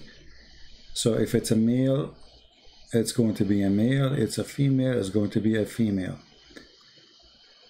What your prophet saying, this is gushing forth fluid coming out of the private part, this is absolutely false. And he is making it so clear. He called the women water thin and yellow. Okay, my friend. So I'm looking if there are studies that confirm that or deny that. Okay, the first link that I got here, it says baby's gender is determined by woman's orgasm, says expert. And it says, she said that the orgasm a woman experienced, no, not here. Sorry. All right. Okay, it says other than that, orgasm experienced but by woman during an intercourse with their partner can determine the gender of the baby. Okay, so is it the science saying that the one who comes first will determine the gender? So your prophet, my friend, my prophet, listen. Your prophet made it clear. Listen. You know, science, there's tons of pages, there's doctors, they are listening, people will laugh at us if we say something stupid. This have nothing to do with the gender who comes first. This is number one. That is the most silly argument ever. Actually, most of women in the Middle East, they never come even, because the women are circumcised in the Middle East, which means they will never have orgasm. They don't even feel anything. So what your prophet is talking about is silly and stupid. Who comes first will make the baby look like the father or the mother. Secondly, he described the reason for the creation of the baby is the yellow water which is appearing in the women's private part. This is something come out. It's gushing forth. You know that. Yeah. You know what? What but? Even. What even? Even me, I don't believe that. I don't believe Okay, that. I want you to read this hadith for me, because this hadith will help you more. What do you think if we read this one? As an example. Which hadith? Here we go. I want you to read for me. Salama told how Salim said, Messenger of Allah. I don't see. Allah is not ashamed of the truth. It's going to come to you. Is any washing necessarily for a woman when she has a sexual dream? He replied, yes. When she sees signs of liquid. She wash what? Wash her private part, correct? We agree? You cannot wash your womb. When she sees signs of liquid, yes. Okay, so she is talking about washing her private part. This woman, she got horny at night and she did something to herself. So now she's asking the Prophet of Allah, because the Prophet of Allah is sexual consultant in Mecca. For women, is it necessarily for a woman to wash if she has a sexual dream? He said yes. When she sees a sign of a liquid, Salama, the wife of your Prophet, said, covered her face, she's shy, and she said, does that women have a sexual dream? You know, actually, this is not what it said. This is not really. It says وَتَحْتَلِمُ الْمَرْأَةِ, which means she have orgasm. The translator is a stupid. تحتلم, you know what تحتلم, right? You know what ihtilam. Ihtilam is orgasm. So yes. Yeah. Yes. So the translation is false. Not sexual dream. She have orgasm. So imagine the wife of your Prophet, she never have orgasm. She's asking Muhammad, do women have orgasm? Do women even come? That's mean Muhammad, he never made her come. He replied, of course she does. In what way does her child resemble her? So why the child will resemble the woman then? Because she have orgasm. That's what your Prophet is saying.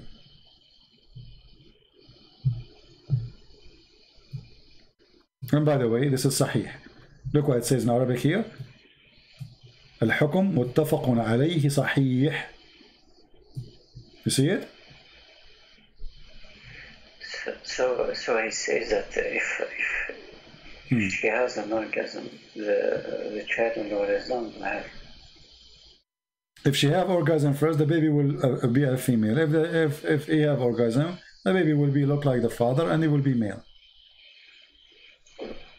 And as you see here, it says وزاد مسلم برواية أم سليم إن ماء الرجل غليظ أبيض وماء المرأة رقيق أصفر فمن أيهما على أو سبق يكون منه الشبه. Here we go. So what is in the Quran confirming the Hadith, and this is always stupid.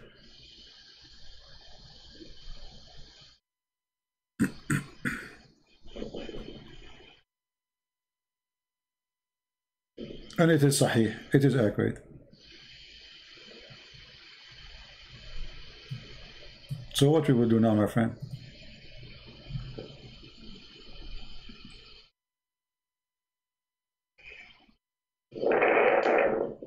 I see, all of them, they are Sahih. Sahih.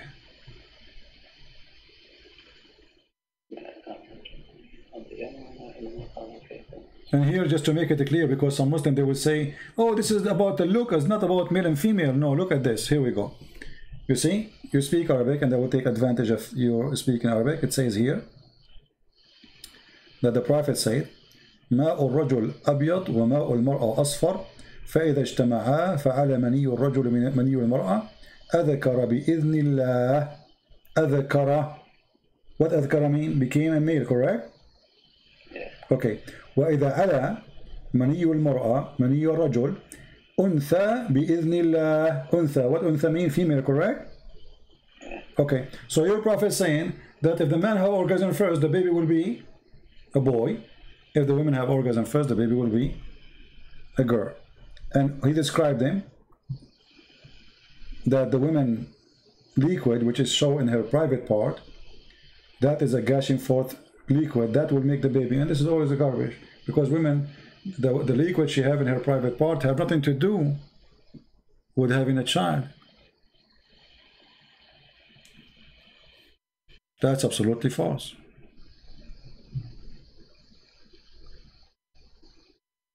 And look here what the Muslim, they add in the translation, guys. Look at this.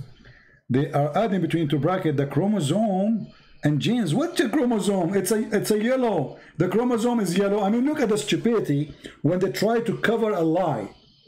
The guy, he just said, the man have a sperm is white and the women have a sperm is yellow. And then you say chromosome. Can you show it in English? Yeah, it says a chromosome. Look, they added a chromosome there to cover. Yeah, I mean, it's incredible. Yeah, you believe it? To cover the stupidity of Muhammad, they say chromosome. This is about chromosome. It's about washing a vagina. A water appear in her private part. It's yellow and thin, gushing forth. This is the chromosome.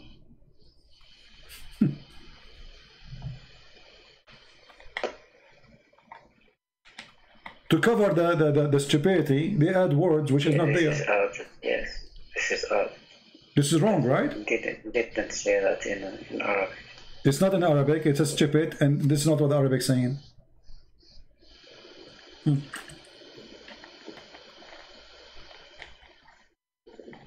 And just to show you how stupid it is, it says here, created by Allah decree. How do you say if he comes first, the baby will be a boy, and then created by Allah decree? Look, look.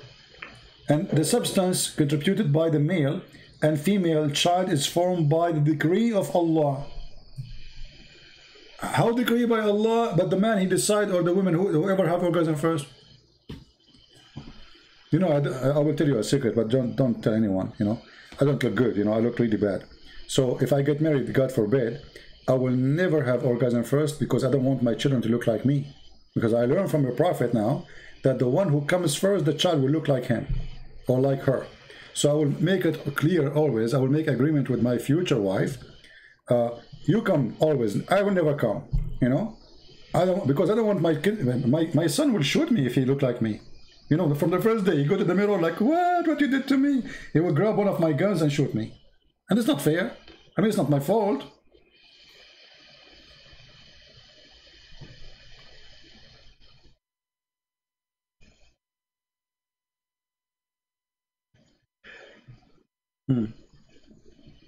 So what do you think, my friend? Are you going to leave Islam today or not?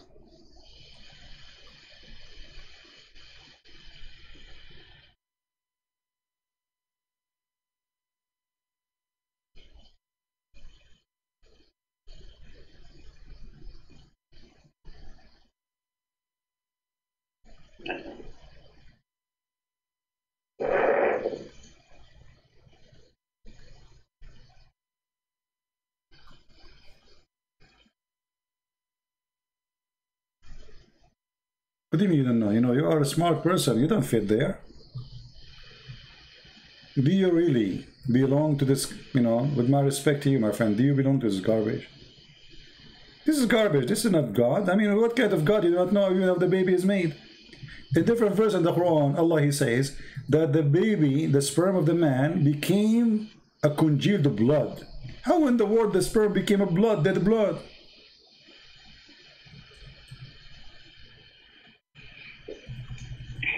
What do you think? According to the Quran, the first stage is sperm, and then خلق الإنسان من علق.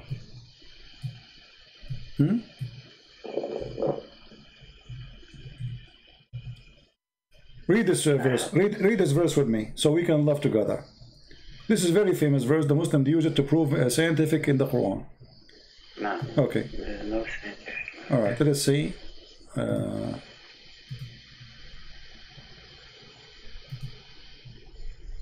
You can read in Arabic. ثم خلقنا النطفة علقة فخلقنا العلقة مضغة. Look at this. Then we made the sperm into a clot of a congealed blood.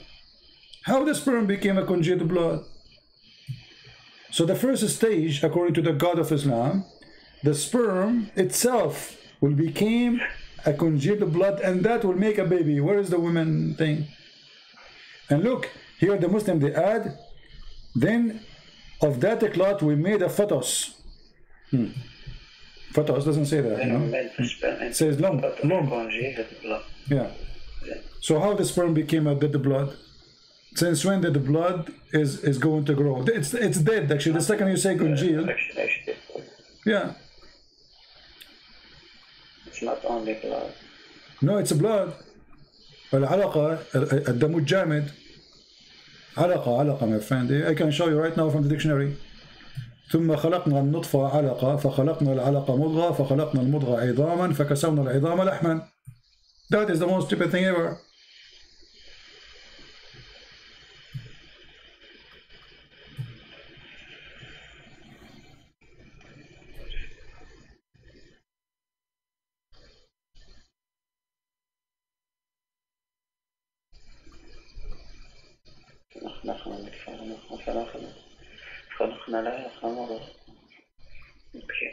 Do you want to show you At-Tabari again?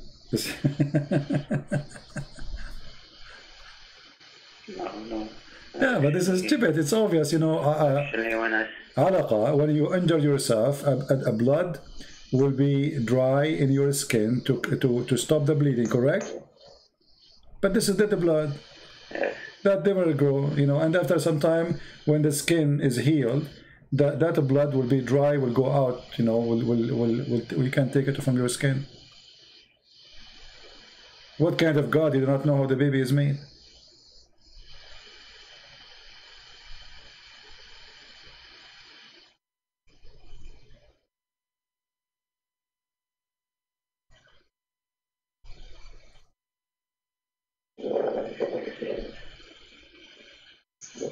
So, actually, I will look it out.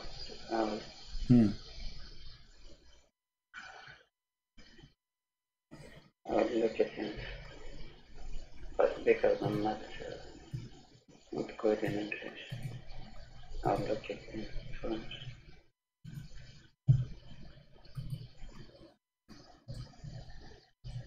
Which verse is it? This is chapter 33, verse number 14.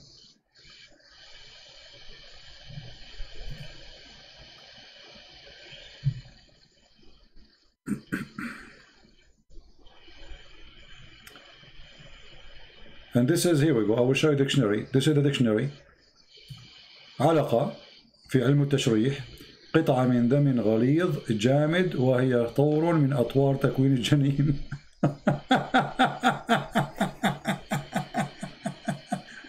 And he continue after that. And this is mentioned in the chapter in the Quran, etc., etc. Okay. How this can be true? It says here, this is dictionary. This is our Arabic dictionary. It says قطعة من دم غليظ جامد, a piece of thick blood, and it is جامد, solid. Does it say جامد? Yes. Okay, so جامد is solid. This is dead blood. I mean, how in the world the dead blood? It's a solid blood. No, جامد doesn't mean dead. It's dead. This is why it's jamid, my friend. Jamid means it's. Okay, what jamid mean? Tell me what jamid mean. It's solid cold. Thank you. Solid. Okay, so the blood will not become solid unless it is dead. As simple as that. This is why people they die because of heart attack.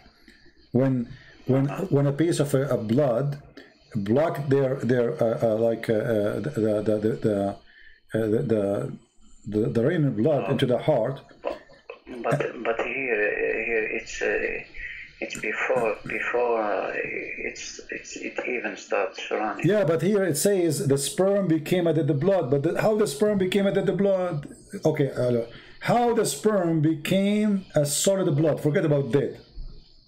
But you can go right now and search for congealed blood. You will find congealed blood is dead blood. Congealed blood is the dead. When you cut yourself, if you have a cut in your hand or foot, whatever, a blood will come out. Will make, you know, if you cover it for some time, the bleeding will stop, and then a blood spot will cover all over the injury, and will make like let us say a batch for your skin until it's recovered. Yes. Yeah, yes. This is dead blood. It's not even blood. It's dead. But because you are already man, And here it talks before. No. You see, it doesn't matter. We are talking about the blood. Doesn't matter if it before or after. This is a blood. When you say a blood, the blood is having one nature. It's a blood. The baby, the fetus. Doesn't matter. It's a blood. Is it a blood? Is it, my friend? Is it a blood or is it a blood or not? It's blood. Okay, blood doesn't matter if it's a baby or adult. It's a blood. Yes, but because before the blood starts running, how is it? This is not the question. How in the world the sperm itself became a blood, and then all of you became a blood, and then from the blood you have a heart, and you have. This is what science says. Why you don't search right now in Google and find if there is any my friend?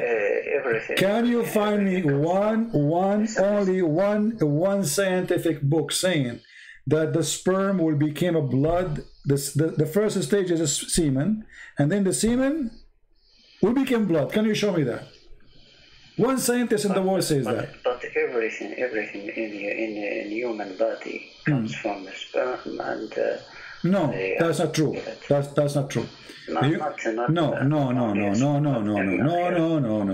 You see, the semen, when it goes to the woman, it fertilizes and delivers the DNA of the man. Yes. Okay. Yes. It's a DNA. There's no blood. Then we have the egg of the woman. Yes. And the egg of the woman will start splitting and organizing organs by time. So what the Quran is speaking about, first of all, here we notice that the women egg does not exist in the Quran. We have a water which is thin and yellow, and the woman, she have to wash her private part when she see it. Remember, right? This is the gushing forth fluid coming from the ribs, and now we have the sperm of the man, which is coming from the backbone, according to the Quran, became a conjugal blood. How do you say boila in English? How you say boy in English? You just said. You just did. No, boila. Boida, egg. Yes. Egg. It's an egg. It's an egg.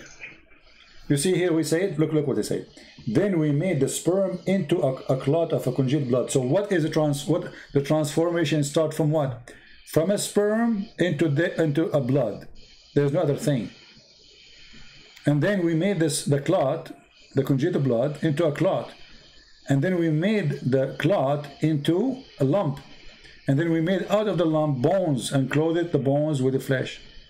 So from the beginning to the end, we have only sperm, then blood, then a clot, then lump, and then from the lump we made bones. And then we closed the bones. So according to the Quran, the sperm became bones. The sperm became blood.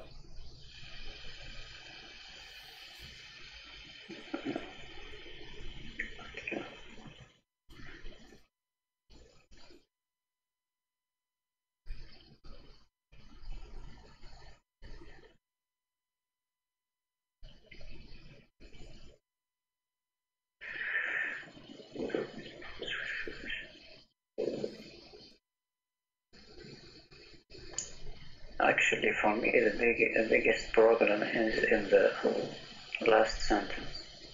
What is the last sentence? We close the bones? Yes, with flesh.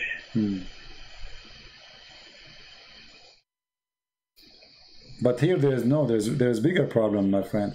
Do you see here it says فَتَبَارَكَ اللَّهُ أَحْسَنُ الْخَالِقِينَ? Don't you see a problem here too? Big problem. The best to create? No, not the best of to create. You see, they lie in the translation. Look, here it says the best to create. But in Arabic it says the best of... No, the verse, the verse is أحسن الخالقين. Okay, what al-Khaliqeen mean? Al-Khaliqeen, what al-Khaliqeen mean? Creators. Creators. How Allah is the best of the creators if He's the only creator?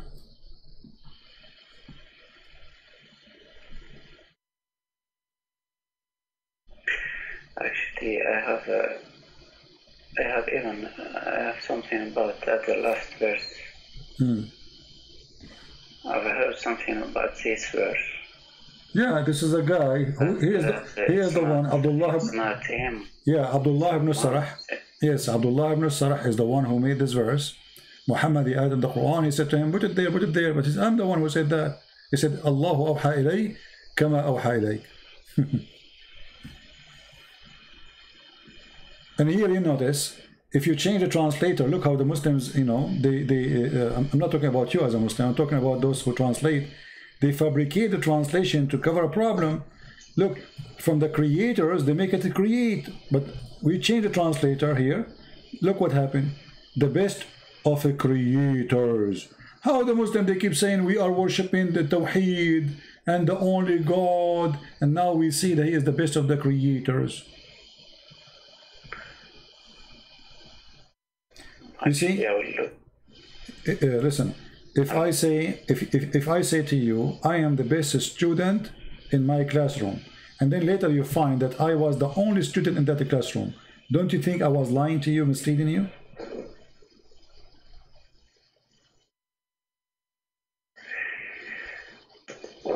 You know what I mean? Because when I say I'm the best student between the students, and there's no student, that's I did lie to you.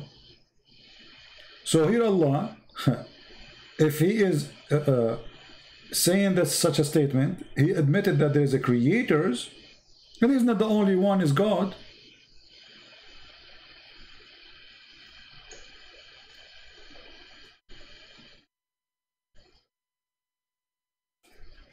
It could be just a way to glorify. Okay, how you glorify? By lying. I mean, when you say I am the best of the creators, that's a lie. Because there's no other creators. You are lying, you are exaggerating with your lie. You are confirming that there is a creators when there's none. So when you say I'm the best of the creators and there's no others, that's stupid. And it's a lie. You don't glorify yourself by lying.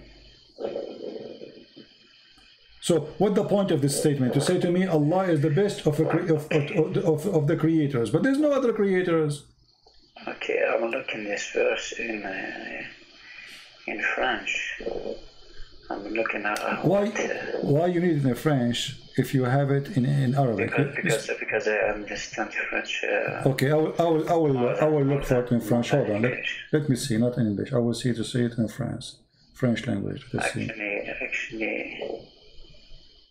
Let us see where we can find the French. Where is the French language Quran? I'm sure they lie, you know, in the translation too. Yes. They said words that it didn't say in Arabic. Doesn't say creator, right? The creators. No, from the beginning it says nous avons fait du sperme une adhérence. What does that mean? I don't speak French. They translated the blood with adherence. So they changed the whole translation. Yes. So yeah, I see here. As usual, I'm not surprised. I mean, everything, they try to cover the stupidity of the Quran by fabricating. So now anyone who will speak French, this is why I need to finish my Quran translation, and then later we will ask people to translate to their own language my translation, so people, they can get an honest, clear translation. Yes, it says nous avons fait du sperme une adhérence. It doesn't say in adhérence. It's just a word that they come up from their mind. Deceiving. This is the method of Islam. Actually, there is no mention about blood See? here. Yeah, the blood is gone. Okay, that's good. So now, if you are French, you don't speak Arabic, you read it, you think, okay, there's nothing wrong there. This is the whole purpose of false translation. Yeah.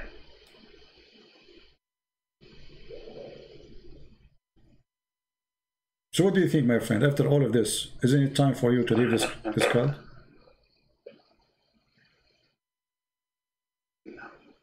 No? You don't want to leave Islam? Huh?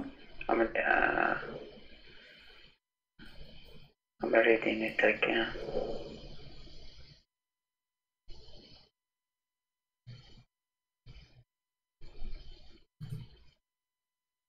It is seen in Indonesian language what they are saying. I bet you they are lying there too. They lie in all languages when they translate to cover the stupidity. Indonesian, here we go.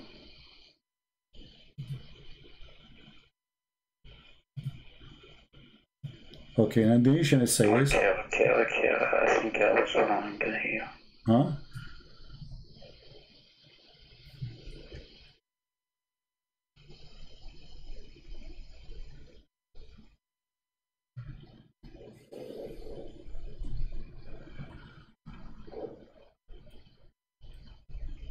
Okay, علاقة, they translated علاقة with utterance, something that has... My friend, forget about translation now. You speak Arabic, I speak Arabic, the problem is solved, correct? Okay. We do not need... I think I was wrong. Yeah, I'm taking advantage. You know, you should take advantage if you speak in Arabic. But the translation. Yeah, I showed you the dictionary, correct? It says, here we go, this is the dictionary. علاقة في علم التشريح علاقة من دم غليظ جامد وهي طور من أطوار تكوين الجليد. According to what? According to the Quran. العلقة اسم العلق, even there is a chapter in the Quran, العلق اسم سورة من سورة القرآن الكريم. Right?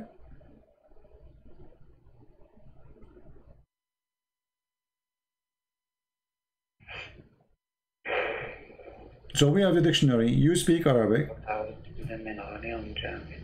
Yeah, so what we will do? I mean, it's not only one place. I mean, every single word we read in those verses are wrong. Until now, since you call me, until now, if there is something accurate, nothing. Not a single one. It's a joke. And yet they say to us, this is the book of God.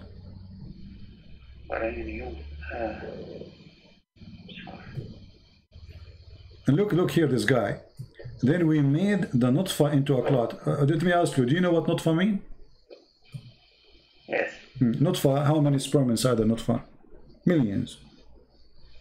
Yeah. Okay, how millions of sperm became semen, became a baby. Nutfa is not one semen. It's a drop.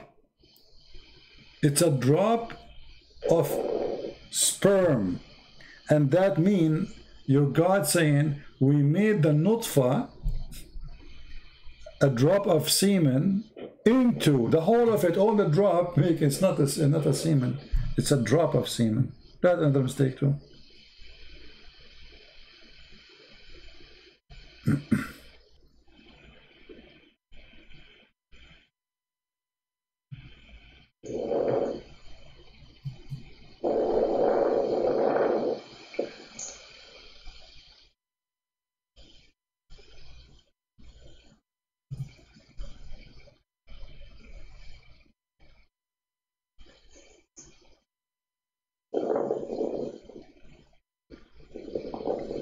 So what do you think?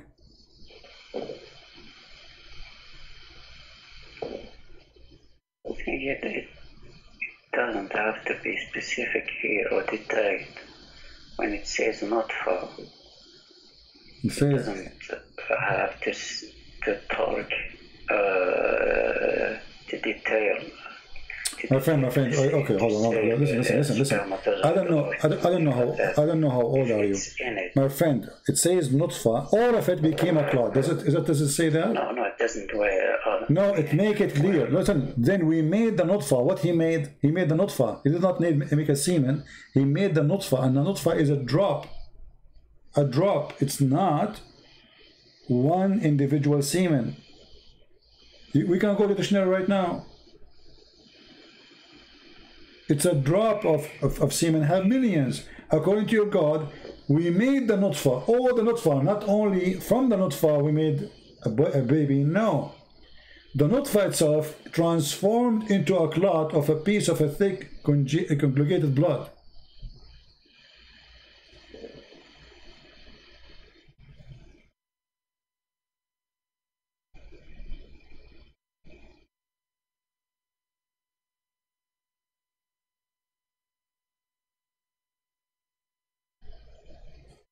I mean, the more you read deeper, the more you find every single word is stupid there.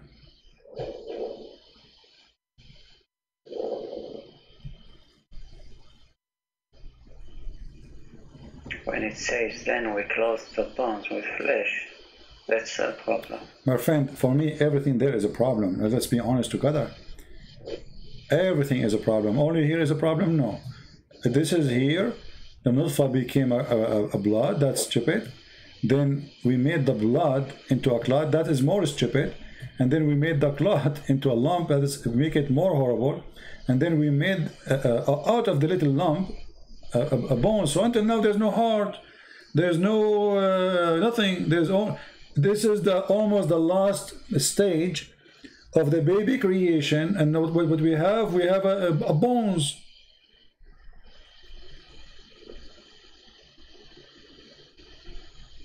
We have just the bones inside the women, you know, bones, just bones, and then after that we close the bones with the flesh. So according to the Quran, all the flesh, and this, remember here, this is God talking. This is God talking. It's not like somebody making a meditation saying, God, he closed my bones, God, etc. I accept that, no problem. But this is God explaining to us supposedly by stages. It's not a person saying, God, he closed my bones with the flesh. God, he gave me heart. God, etc. No. This is what we made, how we made you. Look, and indeed we created the man, supposedly talking about the first one, from a clay, and therefore وَخَلَقْنَا الْإِنسَانَ مِنْ سُلَالَةٍ مِنْ طِينٍ, and then he says ثُمَّ جَعَلْنَاهُ نُطْفَةً فِي قَرَارٍ مَكِينٍ. Nutfa. And look what the translator he said here. It's a mixed drop of male and female sexual discharge. Do you see it?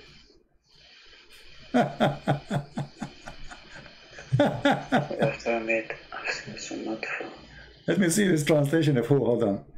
This is translation of Hilali and Khan. Hilali and Khan. Muhammad Hilali and Muhammad Khan.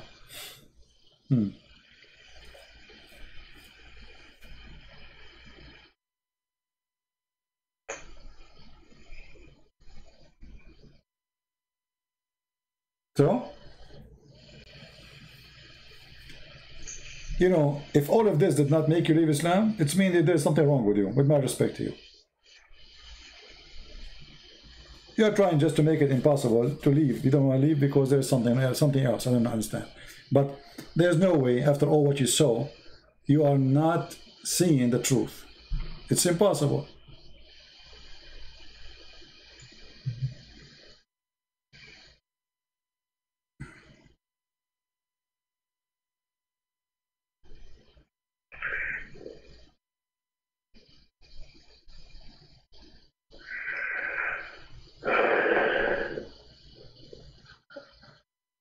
I think here it's just about modern terminology. This is modern. This is modern for you. Yes. This is sound modern for you. No.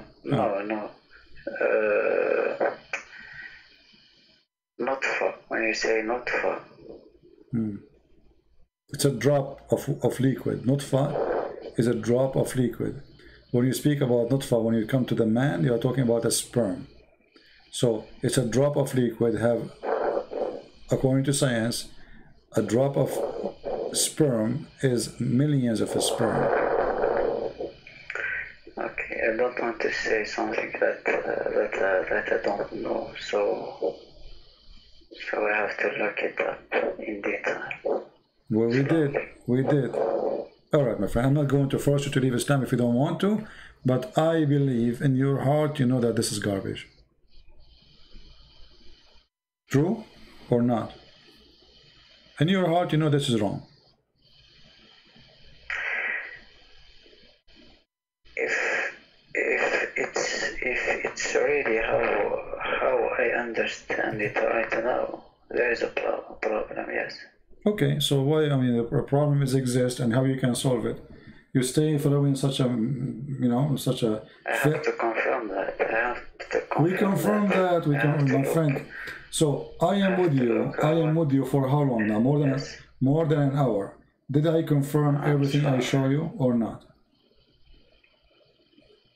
And now you can go to any like you can go right now, search embryo stages. Embryo stages. You will find that none of the stages of the embryo is what he's talking about. Okay. Is there any other thing, not scientific? I mean, something. How to say that in English?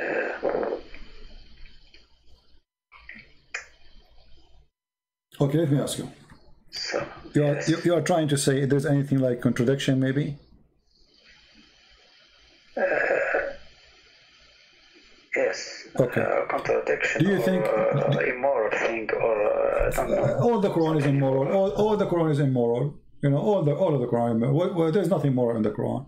Go and take the money of the of someone just because you don't believe in Muhammad, and you know, rape their women. But forget about this.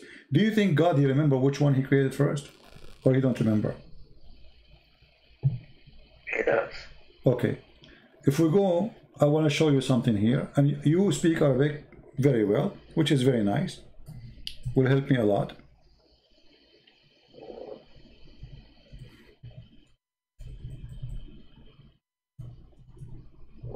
Let's see. Chapter 2, verse number 29. Can you tell me what the verse saying? I will show it to you in Arabic first. هو الذي خلق لكم ما في الأرض جميعا ثم استوى إلى السماء فسواهن سبع سماوات وهو بكل شيء عليم. Okay. What he created in the earth, everything, right? I don't see in the screen. هو الذي. Can you put it in Arabic? Yeah, it's in Arabic. هو الذي خلق لكم من الأرض جميعا ثم استوى إلى السماء.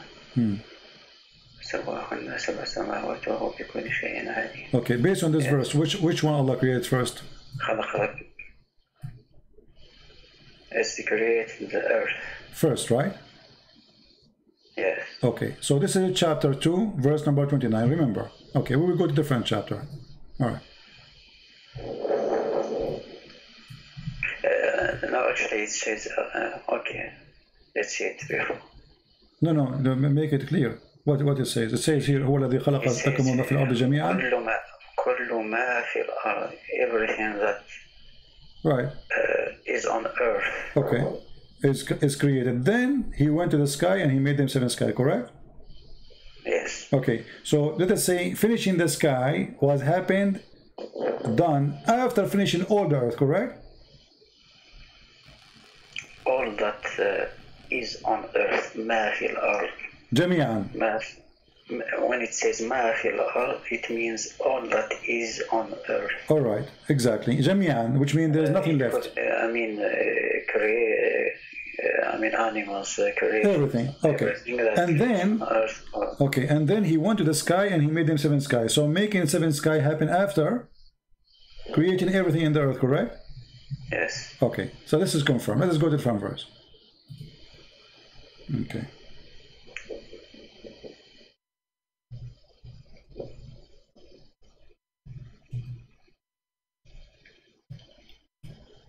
This is chapter 79, and we can read from any verse. You can read from the beginning if you want, but let us see here a verse starting from where he speaks about creation of the earth and the heaven. In verse number 27, he says, "Are you more difficult? أَأَنْتُمْ أَشَدُّ خَلْقًا أَمِ السَّمَاءُ بَنَاهَا رَفَعَ سِمْكَهَا فَسَوَّاهَا وَأَغْطَشَ لَيْلَهَا وَأَخْرَجَ ضُحَاهَا وَالْأَرْضُ بَعْدَ ذَلِكَ دَحَاهَا." English. Are you difficult to create, or heaven? He constructed, he raised its masses and proportion, and then he dimmed its night and he brought its day, which means he created the sun and the day, etc. So this is the first, and after that he created the earth. No, it says والأرض بعد ذلك دحاها. دحاها. Okay. It says the earth after that is spread. Okay. Okay. Let's go. Let's stop here. Let's stop here. Yeah. In verse number 2, you remember, you are the one who agree with me that Allah, He finished first everything in the earth, and He went to heaven and He made it 7, correct? Yeah. Okay, here is saying the opposite. He finished everything in the sky. He made day and night light, and then after that He go back to work in the earth, and after that He spread the earth. He made it flat.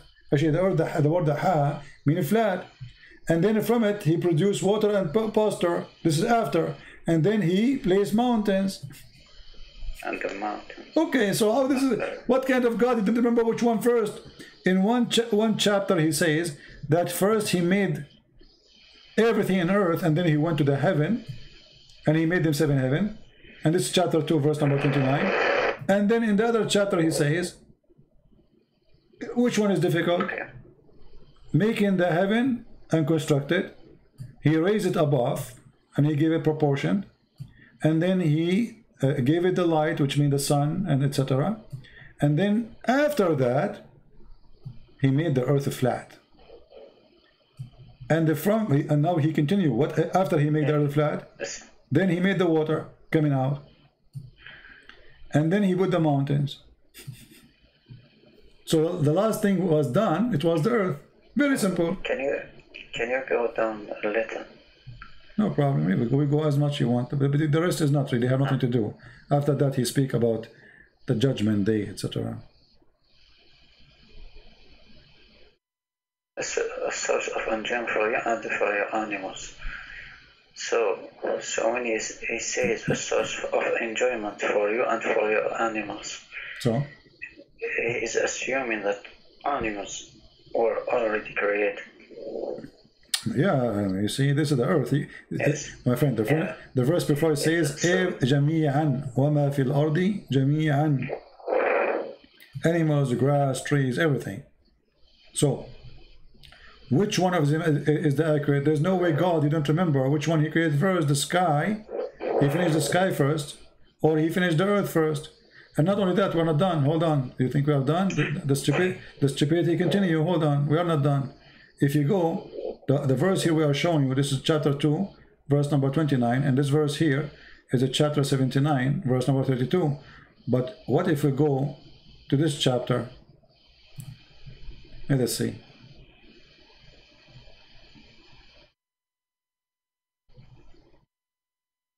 And then people will start laughing. And you will start laughing too. Read with me. This is chapter 41.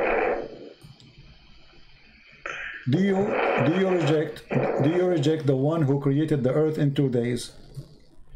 And you attribute equal to Him? And then He continue. He placed stabilized mountain. By the way, it doesn't say stabilized mountain. It says, in translation is funny. He placed mountains in the top of it. This translation is horrible. Let's see different stupid translation.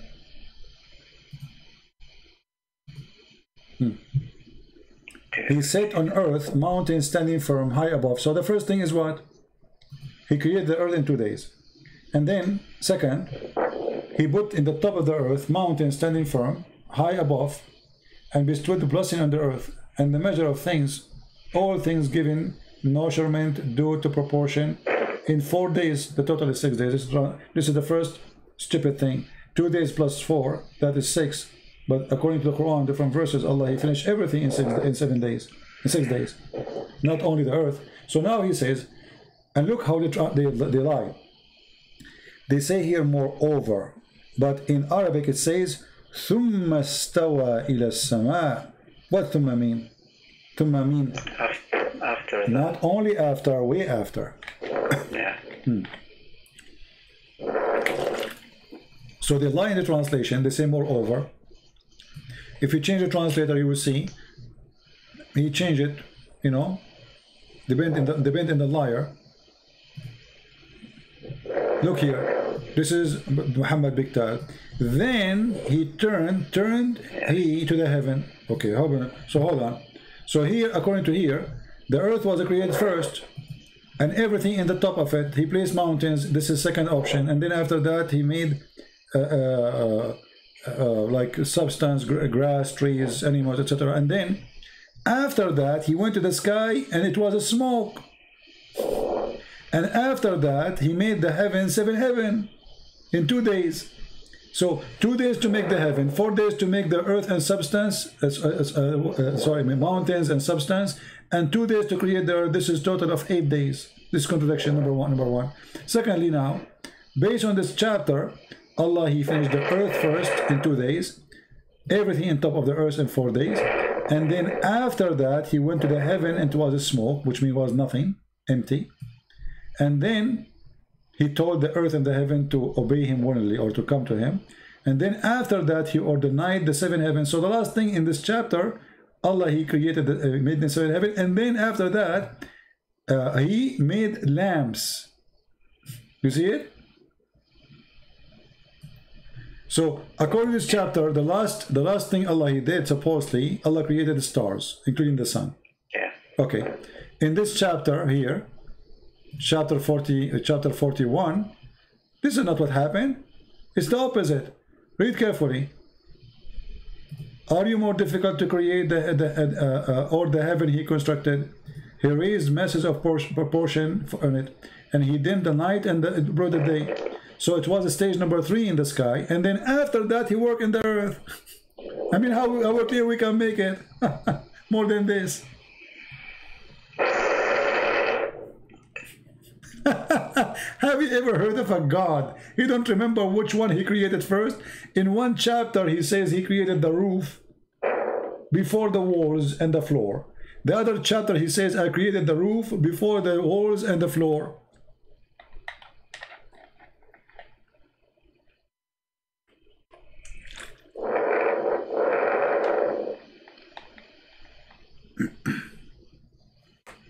I hear you. You are breathing heavily. I'm thinking.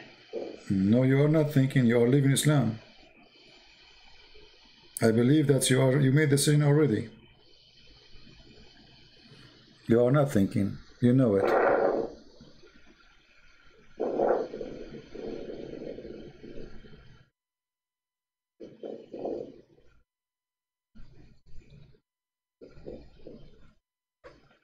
I will be sincere with you here. Yeah. What I see.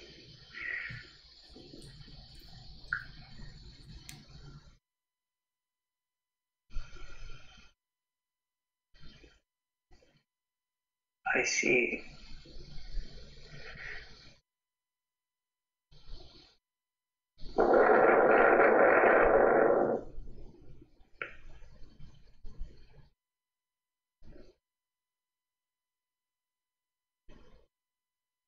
someone who doesn't remember. Exactly. Okay. Do you know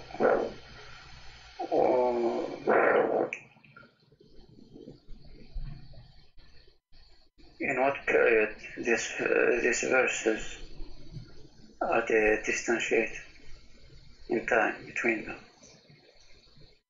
I understand. Say again. All these verses. Well, I mean, what do you want more, my friend? You see, I'm really being so patient with you, hoping that you will be honest with yourself. I don't want you to be, you know, I mean, this is about you. I don't really care. You stay as a Muslim, you want to stay Muslim, it's your business. For me, I do my part. But be honest with me. Isn't it this cannot be from God? Isn't it the Quran says, لو كان من عند غير الله? You know, you found a lot of differentiation in it. So even the Quran says, if this is not from Allah, you will find a lot of contradictions. The sound is gone.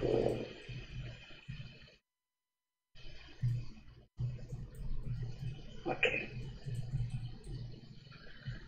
So the one who made the book, he says to you, أفلا يتدبرون القرآن لو كان من عند غير الله لوجدوا فيه اختلافا كثيرا. Correct? Yeah. So he gave you the rule, and the rule is clear. If this is not from the God, whose name is Allah, you will find a lot of stupid things messed up. And since you called me until now, we did not find one thing is smart. Yeah. I heard you saying, yeah. Thank you. So you are out of Islam. I'm someone who...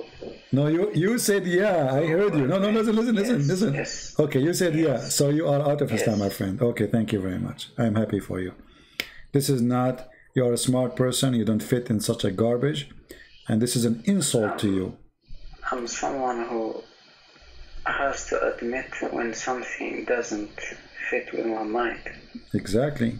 And that's why I'm being patient with you. You There's see, many when I find somebody, that are not logic. Yeah. I have patience with you because I notice that you are decent and you are not here to play games and deny even what is so clear. So I'm with you. I'm listening. It's not easy to leave a religion. You grow up in it. This is what your parents taught you, that this is from God, etc. It's not easy, and I respect your decency. And I know that like now you are. I know what's happening to you, but at the end of the day, I mean, it's not a religion which we should follow. We should follow the truth. It doesn't matter what it is. The truth, That's my guideline. Exactly. So how this can be from God? This is no way it comes from God. So Muhammad is a fraud, obviously. Now, for me, my name is a Christian Prince. You know that, right? Yeah. And a Christian Prince means that a Christian is going to invite you to accept the Messiah as your Savior. What do you think?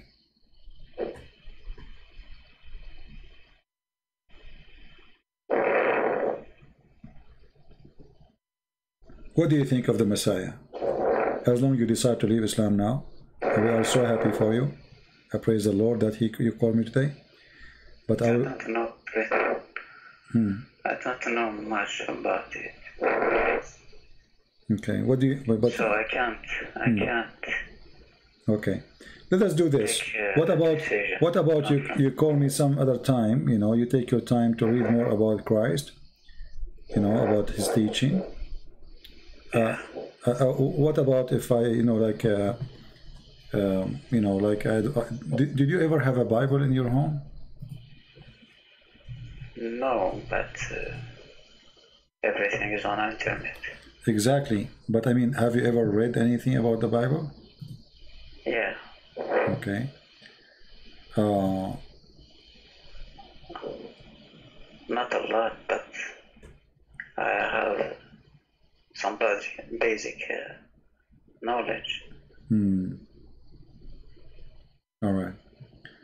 Well, I'm not going to tell you where you start, but you can go and start reading from any of the 4 Gospels, which is written by 4 of our church leader about what Christ He did, what Christ He said, and you will notice, my friend, how amazing. God is not about making poetry or making a rap, which is silly, as you see in Arabic. God is about being God, which means being almighty. And almighty, number one thing to be almighty is to forgive those who hurt you. That is almighty. Jesus in the cross, when people they were crucifying Him, says, "Forgive them, Father, they do not know what they are doing." That is almighty. Almighty love, almighty wisdom. And look what the Messiah He did. Christians today are way more than 3 billion. And now, if the Messiah did not say, "Forgive them, Father, they do not know what they're doing," some who call themselves a Christian, they might go after the Jews to kill them, which is wrong. But the Messiah, He did say, "Forgive them, Father." So even when He is in the cross, He is thinking of you and me. What will happen to us after? That is God. You see, when the Muslim they come to us with the Quran, scientific miracle, and then we study, we find that all of it is rubbish and stupid. We find that the Quran is an empty book. There's nothing there, nothing real. It's just a collection of stupid stories, like Al-Khadr, the guy who drank from the fountain of youth, and because of that he never died. Do you know that Al-Khadr, he was in the funeral of Noah? He was in the funeral of Abraham. He was the funeral of Muhammad. You know why they call him Al-Khadr, right? It means green. Yeah, green. But do you know why they call him Al-Khadr? I don't know. This guy, he drank from a fountain, which this fountain, whoever drank from it, he will come back to life. In Arabic, we call it Ma'ul Hayat. You heard of this before? Okay. The water of life. So he drank from a fountain, it's called the Fountain of Life. Actually, I heard about this story, but not in Quran. Or, this is in the Hadith, You know? yeah. Yeah, in the Hadith where Allah, he sent Musa to learn from Al-Khadr. And no, then... actually, not with Moses or something. Yeah, there's a story of Gilgamesh. Water of I think I heard it. Yeah, there's in the heritage of the Persian and the Assyrian stories like that. You know, this is why if you see in the Quran it says Ma'ul Bahrain, Marjul Bahrain.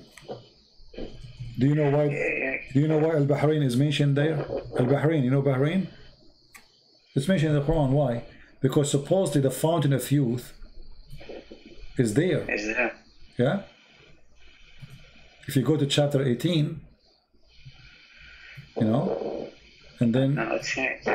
yeah, if you read the chapter there and you read the interpretation, you will see that Allah, he sent Musa's to Al Bahrain, which means two seas, and this is where supposedly his whale, which is dead, is going to receive some water from the fountain of life and come back to life, you know. And this is what the hadith come from too. So if we go in the hadith, let's see the story of Moses. Here we go. You see, here we go. Let me show it to you so you can add this to your knowledge. I hope you did enjoy talking to me and you learned something good for your future. Yes. All right. I learned a lot, actually. All right. Read with me carefully here. It says, Yeah.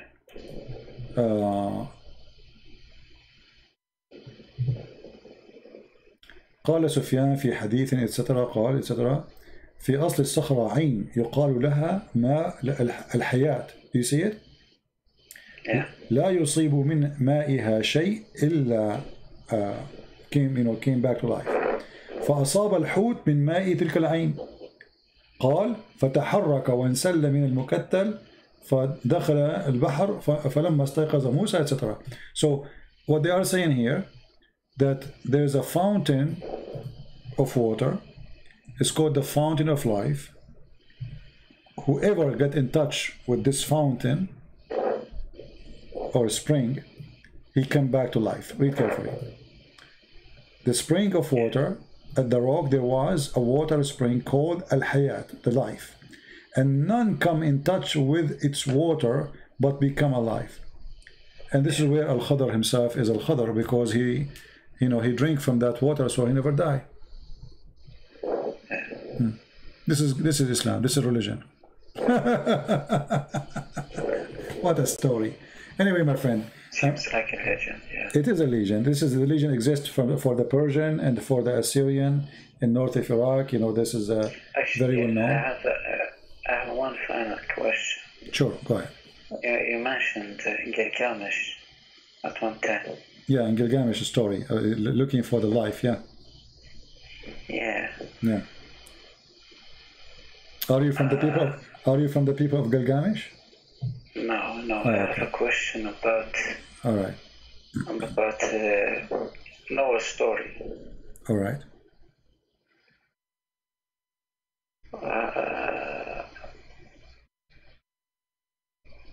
How do you say it? Delusion? This story, I heard it in the how do you say that? I'm sorry, my English is very bad. No problem. Okay. Forget about it. All right, no problem. All right, my friend. I'm so glad that you called me and we have a good time together. Feel free to call me again if anytime you wish. I'm happy to talk to you. And I hope soon you will learn more about the gospel and you will accept the Lord, the Messiah, as your Savior. And let me tell you, I don't want you to be a person to accept Christ because of fear. I want you to accept Him because of love. But life is very short. Yesterday I was a kid, today I am not. And the same for you. Time goes so fast. And the Bible teaches us that there's God, there's heaven, there's hell. And by making a decision, we choose where to go. Now you left Islam, I have my duty to invite you to be saved by the Messiah. I want you to be saved. I want you to be in the right place. So I invite you. I cannot push you. I cannot tell you what to do. You are a man. You are smart, intelligent, and very polite. I'm very happy to talk to you. But I hope you will start reading the gospel. And you call me back if you have any questions. And I will be happy to help you. For sure, not today. I mean, take your time. Yeah. You will not be able to read the Bible in 2 days, or you have to take your time. We want, in Christianity, we want believers who knows, not people say Shahada. We don't care for Shahada. We want a real believer, not repeat after me. I don't want that. We want someone who speaks to the Lord from his heart, and the Lord is always listening. The Lord, He says, knock at my door, I will open for you. So I invite you, my friend, and I pray in front of everybody. I pray to our friend here, which I don't know his name, that the Lord will let him knock on his door and He will open his door for him. The Lord, the Messiah, He says, every two of you mention my name, I will be between you. So right now as we speak, my friend, the Lord, the Messiah is between us. He's listening. And I am sure if you ask Him, He will be with you. He will help you. He said, search for the truth and the truth will set you free. And I pray to the Lord that the Lord will set you free. So you will not be a slave of any false god, and you will not be a slave to anyone. He wants you to be free. Even He don't want you to be slave of Himself. He wants you to be free. That's why we Christians, when we ask the Lord how we pray, He says, pray like this: our Father art of heaven. Imagine, not our God, our Father. This God is not the same as others who need slavery, who need worshippers. He looks at us as a loving Father, and we are His children. So we don't really follow God as much we are following Father. And He is our Father, for He is loving. Father, the first thing, if there's a fire in the house, the father will grab the children first before the money, correct? Yeah. And this is what our Father will do. He will grab you to save you. But in order to grab you to save you, you have to say to Him, you are my Father, save me. And then He will save you. I hope so. All right, my friend. Thank you very much for calling. I will be happy to hear you again. Thank you. Take care. God bless you. Bye-bye. All right.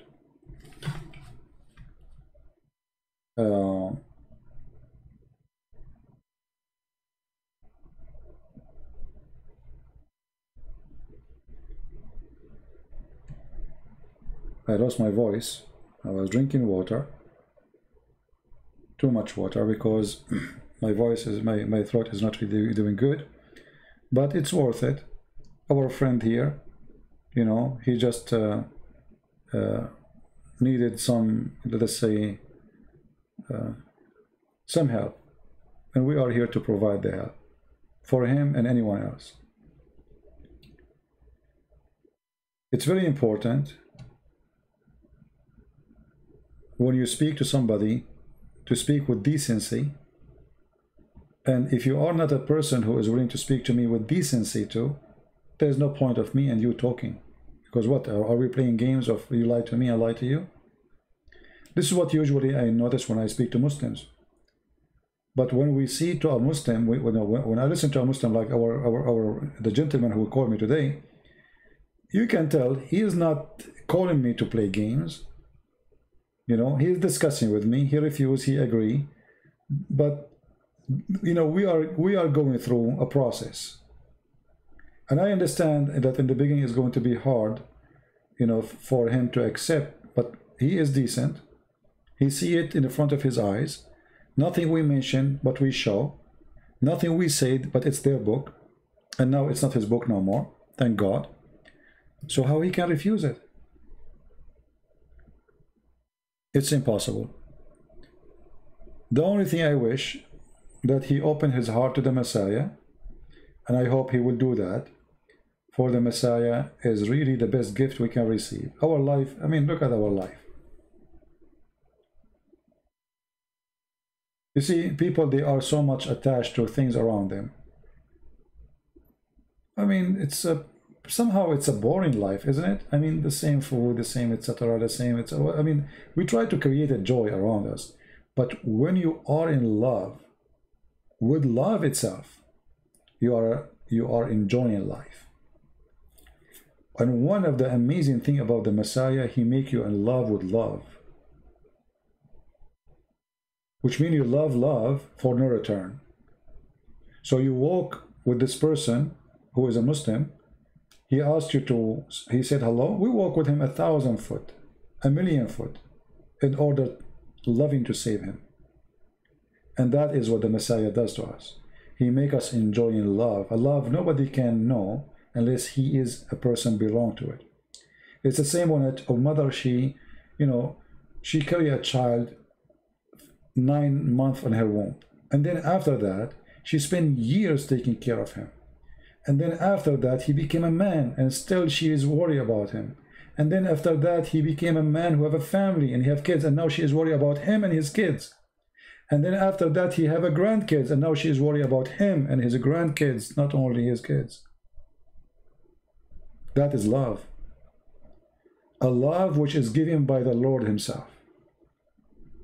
So if we cannot reach the point where a good mother, because not all mothers are good, a good mother who is full of love, giving with no return, we cannot know who is Christ is. I believe one of the miraculous sign of God is what he put inside a female mother. Have you ever seen a cat carrying her babies from a place to hide them, to protect them? Have you ever seen a little tiny bird feeding her babies? It's amazing. That is God, my friend. God is not a poetry.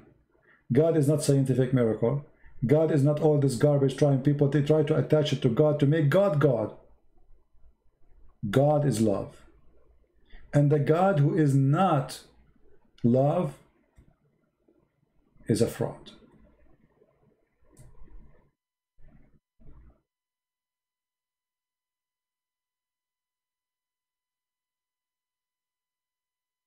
If we cannot find love with this God, how he can be God anyway?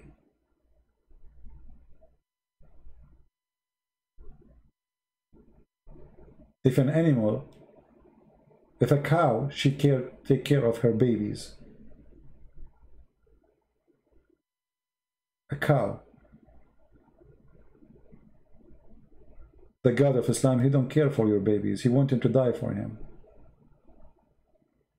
The God of the Christian, he wants to die for us. And he did. The God of Islam, he wants you to die for him. He cannot fight the Christian, he cannot fight the Jews. He wants you to fight the Jews. He cannot do it.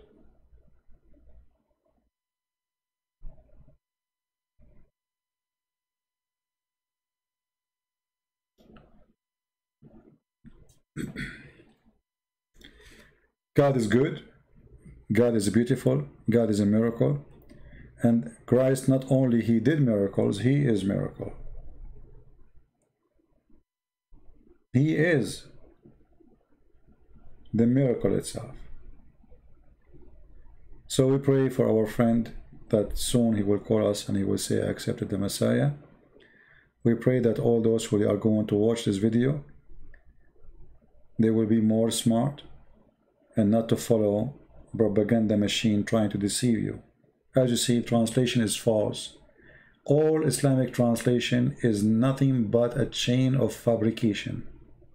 The purpose is one, is to deceive you.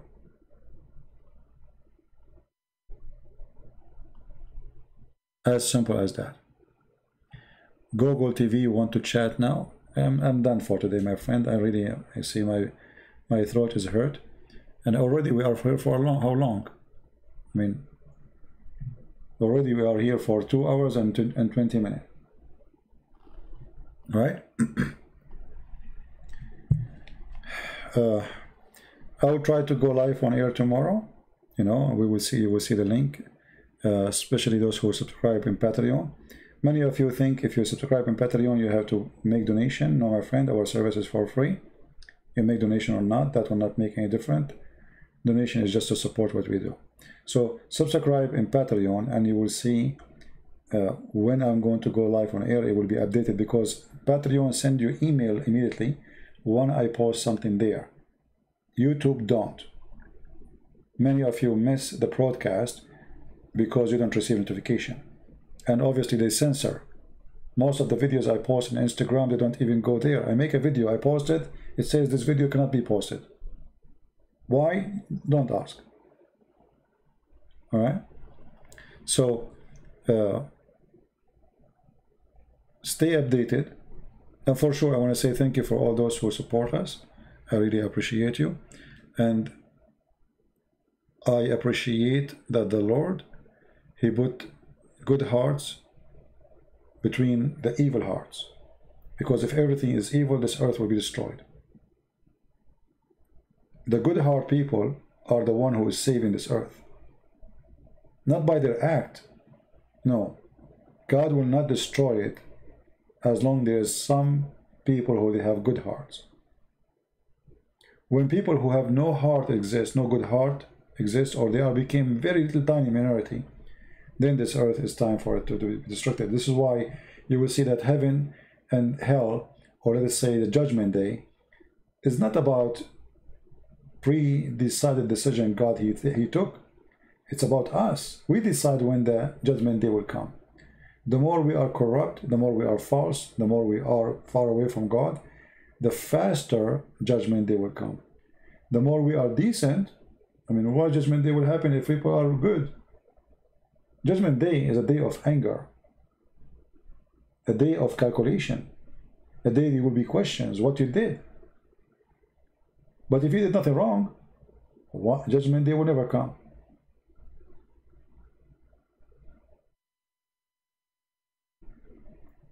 Judgment day is going to come, and all those who fabricate lies about the true God, they will pay the high price. And for sure Muhammad, is going to be the first one to pay for his crimes. Patreon is asking for minimum payment, I think $5. I don't think so, my friend. There's people, they donate $1. That's going to be true. Secondly, I don't think you have to donate anything. They say to you, and donate, don't donate. Just ignore it. I don't think that's true. However, there's people that donate only $1. And when the day comes for donation, the payment decline.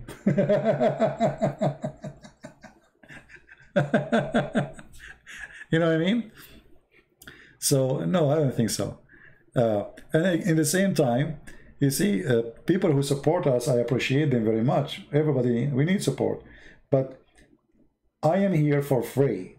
It doesn't matter if people, they support or not. And I don't treat people differently because someone he support me or someone he don't. No. I believe strongly that there's many who they are even making donation, they are poor.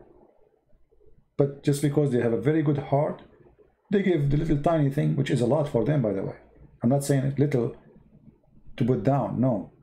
Do you remember the story in the Bible where a woman, she gave little tiny penny? But this penny is equal to millions for some. Why? Because this is everything she have. So we appreciate whoever support, even if it's little tiny. But in the same time, if you are a poor person, your family need it more. Your family, you know, first. Your children first. Your wife first. There's first in life always. And by taking care of your children, you are taking care of what God asks you to do. You are being a good person. You are being a Christian. And then if you can help in something else, like giving a donation to someone who is poor, feeding somebody, you have extra food, why not? But you take care first of your family. That is the right thing to do. Because a person who don't take care of his family, he don't deserve to have one. Literally. Actually, it's a crime not to be good to your family. If you don't want to be good for them, why you have them? Why you brought them? Why you get married? Why you have children? So a Christian person is always a person who have a good heart. And the good heart starts from your home. A man, he loves his wife. The wife, she loves the husband. They love their children. They do whatever they can to make them happy. Now, for sure, not every marriage is successful, and not everybody, you know, it doesn't mean you are a bad person if your marriage failed. But I'm talking about the intention of the person. You do your best. Your intention always have to be good. If the intention fail, remember, it's not love who fail. It is people.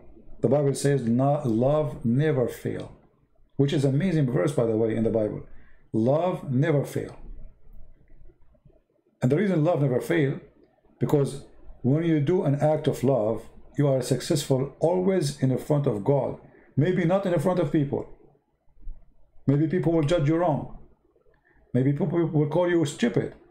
You know, like stupid. You give your money to this poor person. You know, they don't. You know, for many they will make fun of you.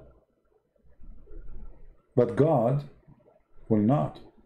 He knew your intention. He knew what is in your heart. So love never fails, and always an act of love is an act of love, no matter what you do. You never fail. Let us say once somebody told me, someone, he make a donation for somebody, you know, let us say someone claimed to be poor, sitting in the street, asking, but he's a liar, he's not really in need. Still, you did not fail. Your love never fail. God is watching. You have amazing love in your heart, and you did what you think is right. What failed is that person. He is the failure, not you. He think he fooled you, but the fact he is fooling himself. So don't let the evil one make you stay away from being in love. Being in love with love, and that is Christ the Lord. Love your enemy. Sometimes we go upset, we get angry. Muslims, they do things, war, like massacre, killing, violence. You go angry, you are normal, you are a human, you know, that's very normal. But still, love exists for a reason, even in that case. Actually, in this case, is more important, because love will heal you, will heal your pain. It's like a medicine, but it doesn't show on your skin. It is inside you. Hate will kill you. Hate is like a poison, which is slowly destroying you. This is why if you go in the Middle East, you will see that even those who have, I mean, some countries in the Middle East, they have a lot of oil, they have money, but they are not enjoying their life. Because they go to school, the Jews, the Christians, you know, you have a lot of anger inside you. You don't enjoy life. You don't enjoy anything. They put a lot of hate, and the hate is eating your heart, is eating your blood. You cannot see anything in this earth without your hate. And by doing that, you are dead already. You lost your life. You became a slave of hatred. We Christian, we are free. Because we reject hate. And the second you have hate in your heart, you should know that you are doing wrong. And you are staying away from the Lord. Somebody might say to me, okay, so well, let us say now the Armenian, they are having fight with the Azerbaijan. Isn't it hate to take your arm, fight? No, it's not. God, he gave you life. Nobody should take it away from you. You have the right to defend yourself. The Bible, he said that the Lord, the Messiah, he asked him, the one who don't have a sword and go buy one. But we knew that the Messiah never killed anyone. He never have a war. So what the sword for? They said to him, we have 2 swords. He said, this is enough to defend yourself. not to defend him. God don't need anyone to defend him. When Peter, he took his sword to defend the Messiah, he cut the ear of the soldier. The Messiah, he put the ear back and he rebuked the act. So defending yourself is not an act of hate. It's an act of love, actually, because you're defending your land, your country, your family, your mother, your daughter, your son. Evil ones can do harm to them. That is an act of love. Even it sounds like ugly because it's a war. A Muslim, he has the right to protect his mosque. Even his mosque may be the house of the devil, but he should protect his mosque. Why? Because if you don't protect what is belong to you, that doesn't belong to you. You know what I mean? A Muslim should protect his life. If somebody want to kill him, he's a Muslim, so what? He's a human. He should defend himself. And that goes for the Christian, that goes for the Hindus, that goes for the Buddhas. But we don't fight evil by evil. That's what the Bible teaches us. We don't do as they do. That's why the Messiah, he says, love them. Bless those who curse you. And we bless the Muslims, and we pray that the Lord, he will open their heart. And we should do our best to fight hatred so we can win more of ourselves and of them to be saved. Because if you cannot, if you don't know how to love, how you can invite anyone? I mean, you're inviting me where exactly? When a Muslim, he says to me, convert to Islam. Okay, well, I will go to convert to Islam. What will you do? Death to America? You know what I mean? And you're inviting me to the hatred party. What is the joy to be there?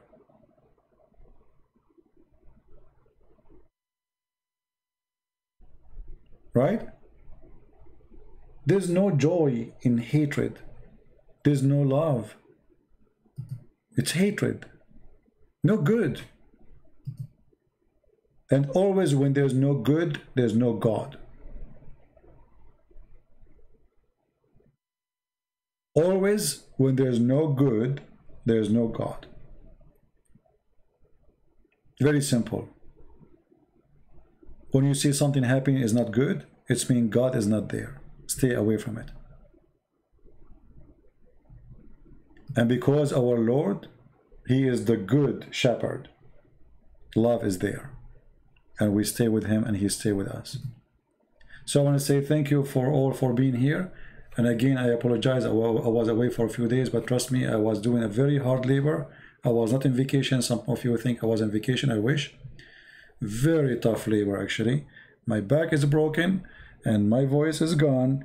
And did I lose weight? I never lose weight. I never gain weight too.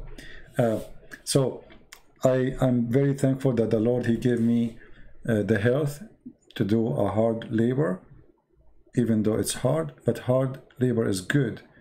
It reminds you of those who do hard labor every day, how much they go through. You know, sometimes we complain about things, but what we complain about is a life process of some people. So I really appreciate what the Lord, he gave us. I really appreciate what the Lord, he provide us. And I believe that the Lord, he is with the one, they are with him. If the Lord is with me, who could be against me? So be with the Lord, my friend. So the Lord will be with you. He said, knock at my door, I will open for you. Call me, I will answer. And this is the only way to overcome our tiredness in this life. This life is full of horrible stuff. Liars, garbage, scam, fraud. I mean, you are worried all day long. Text messages, I receive text messages, you know. There's, by the way, if you don't have a phone, I mean, if you don't have a number, you don't need to have a phone number. There's a fake, not fake, there's app, they give you a free number. But those free numbers, they give you always, text messages full of fraud. Even if you have a phone, by the way, I heard some people who have a phone, they send you a message. Take this, from your account, otherwise we are going to charge you. Click here and log. And then you click to log in your bank account, and then they got you. This is a link made by the hackers. So there's worry all day. Worry chase you in your phone, worry chase you in the street, worry chase you in your job. We have corona, we have people, you know, we have a lot of rumors, scam, fraud about this corona. God knows who is saying the truth, who is lying. So a lot of worry. But there is only one thing can make the worry not a threat. If you are a true believer, you will notice that those who don't have a true belief, they go and they get under so much depression, they commit suicide. But a true believer, he will not go that far. For always he receive help from the one who have help. So I say that when you are with the Messiah, you are helping yourself. You do not need your help. You are getting help, spiritual help, stress, you know, stress relief. Faith is powerful, can really make you even heal from crazy diseases. So for sure, you know, like people still will die. The Bible says that the dead bury the dead. So we will die. That will not change anything. You have faith or not, you will die. This is what God he said, and this is what will happen.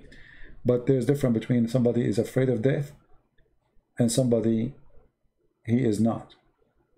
And that alone is happiness. Imagine a person is afraid of the day he die. Life is terrible, you know, it's scary because you're afraid.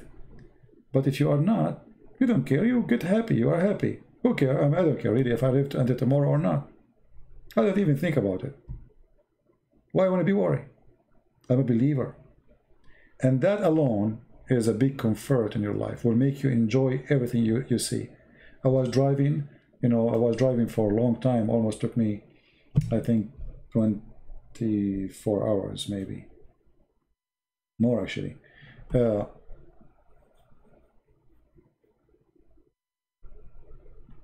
day and a half I'm driving. In the way, you know, I was looking at the cloud, looking at the trees. I mean, it's amazing. Look, it's so beautiful. I mean, God is amazing. But at the same time, there's death in the street. I mean, people drive like crazy. There's people, they go, imagine there's a guy, he came from the side of like the shoulder of the highway.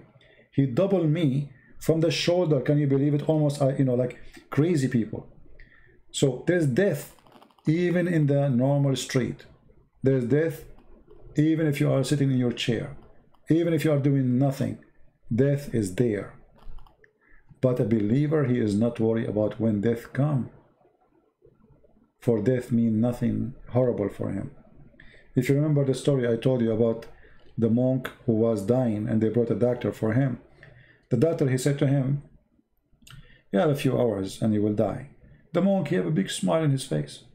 The doctor went out and he said, your brother, he lost his mind. He said, why? He said, I told him he would die in a few hours. He gave me a big smile. He said, why you don't go and ask him if he can talk? So he went back. He said, if you can talk, you know, answer me, please. Why I told you, you know, you are going to die in a few hours and you are happy. You sound happy. He said, the monk, he said, I'm waiting for this moment all my life to meet my Lord. And now you are telling me I'm going to see him in a few hours. What do you expect? So even the death, which is the most horrible moment for someone, can be the most enjoyable moment for someone else. It's just the way we think about it. And being with the Lord will make you change everything you think about. From marriage, to relationship, to jobs, to risk, to illness, to disease. I mean, everything. A believer, he sees things differently. So my friend, it's for your benefit to be a believer. It's not for the benefit of God. God do not need you. You are helping yourself. I want to say thank you again. May the Lord bless you. And until we see you soon again, maybe tomorrow, God is willing. Until then, Christ is Lord, Islam is false, and we are happy for our friend who left Islam today. And I hope soon he will call us soon, accepting the Messiah as his Lord and Savior. Take care, and God bless you. Bye-bye.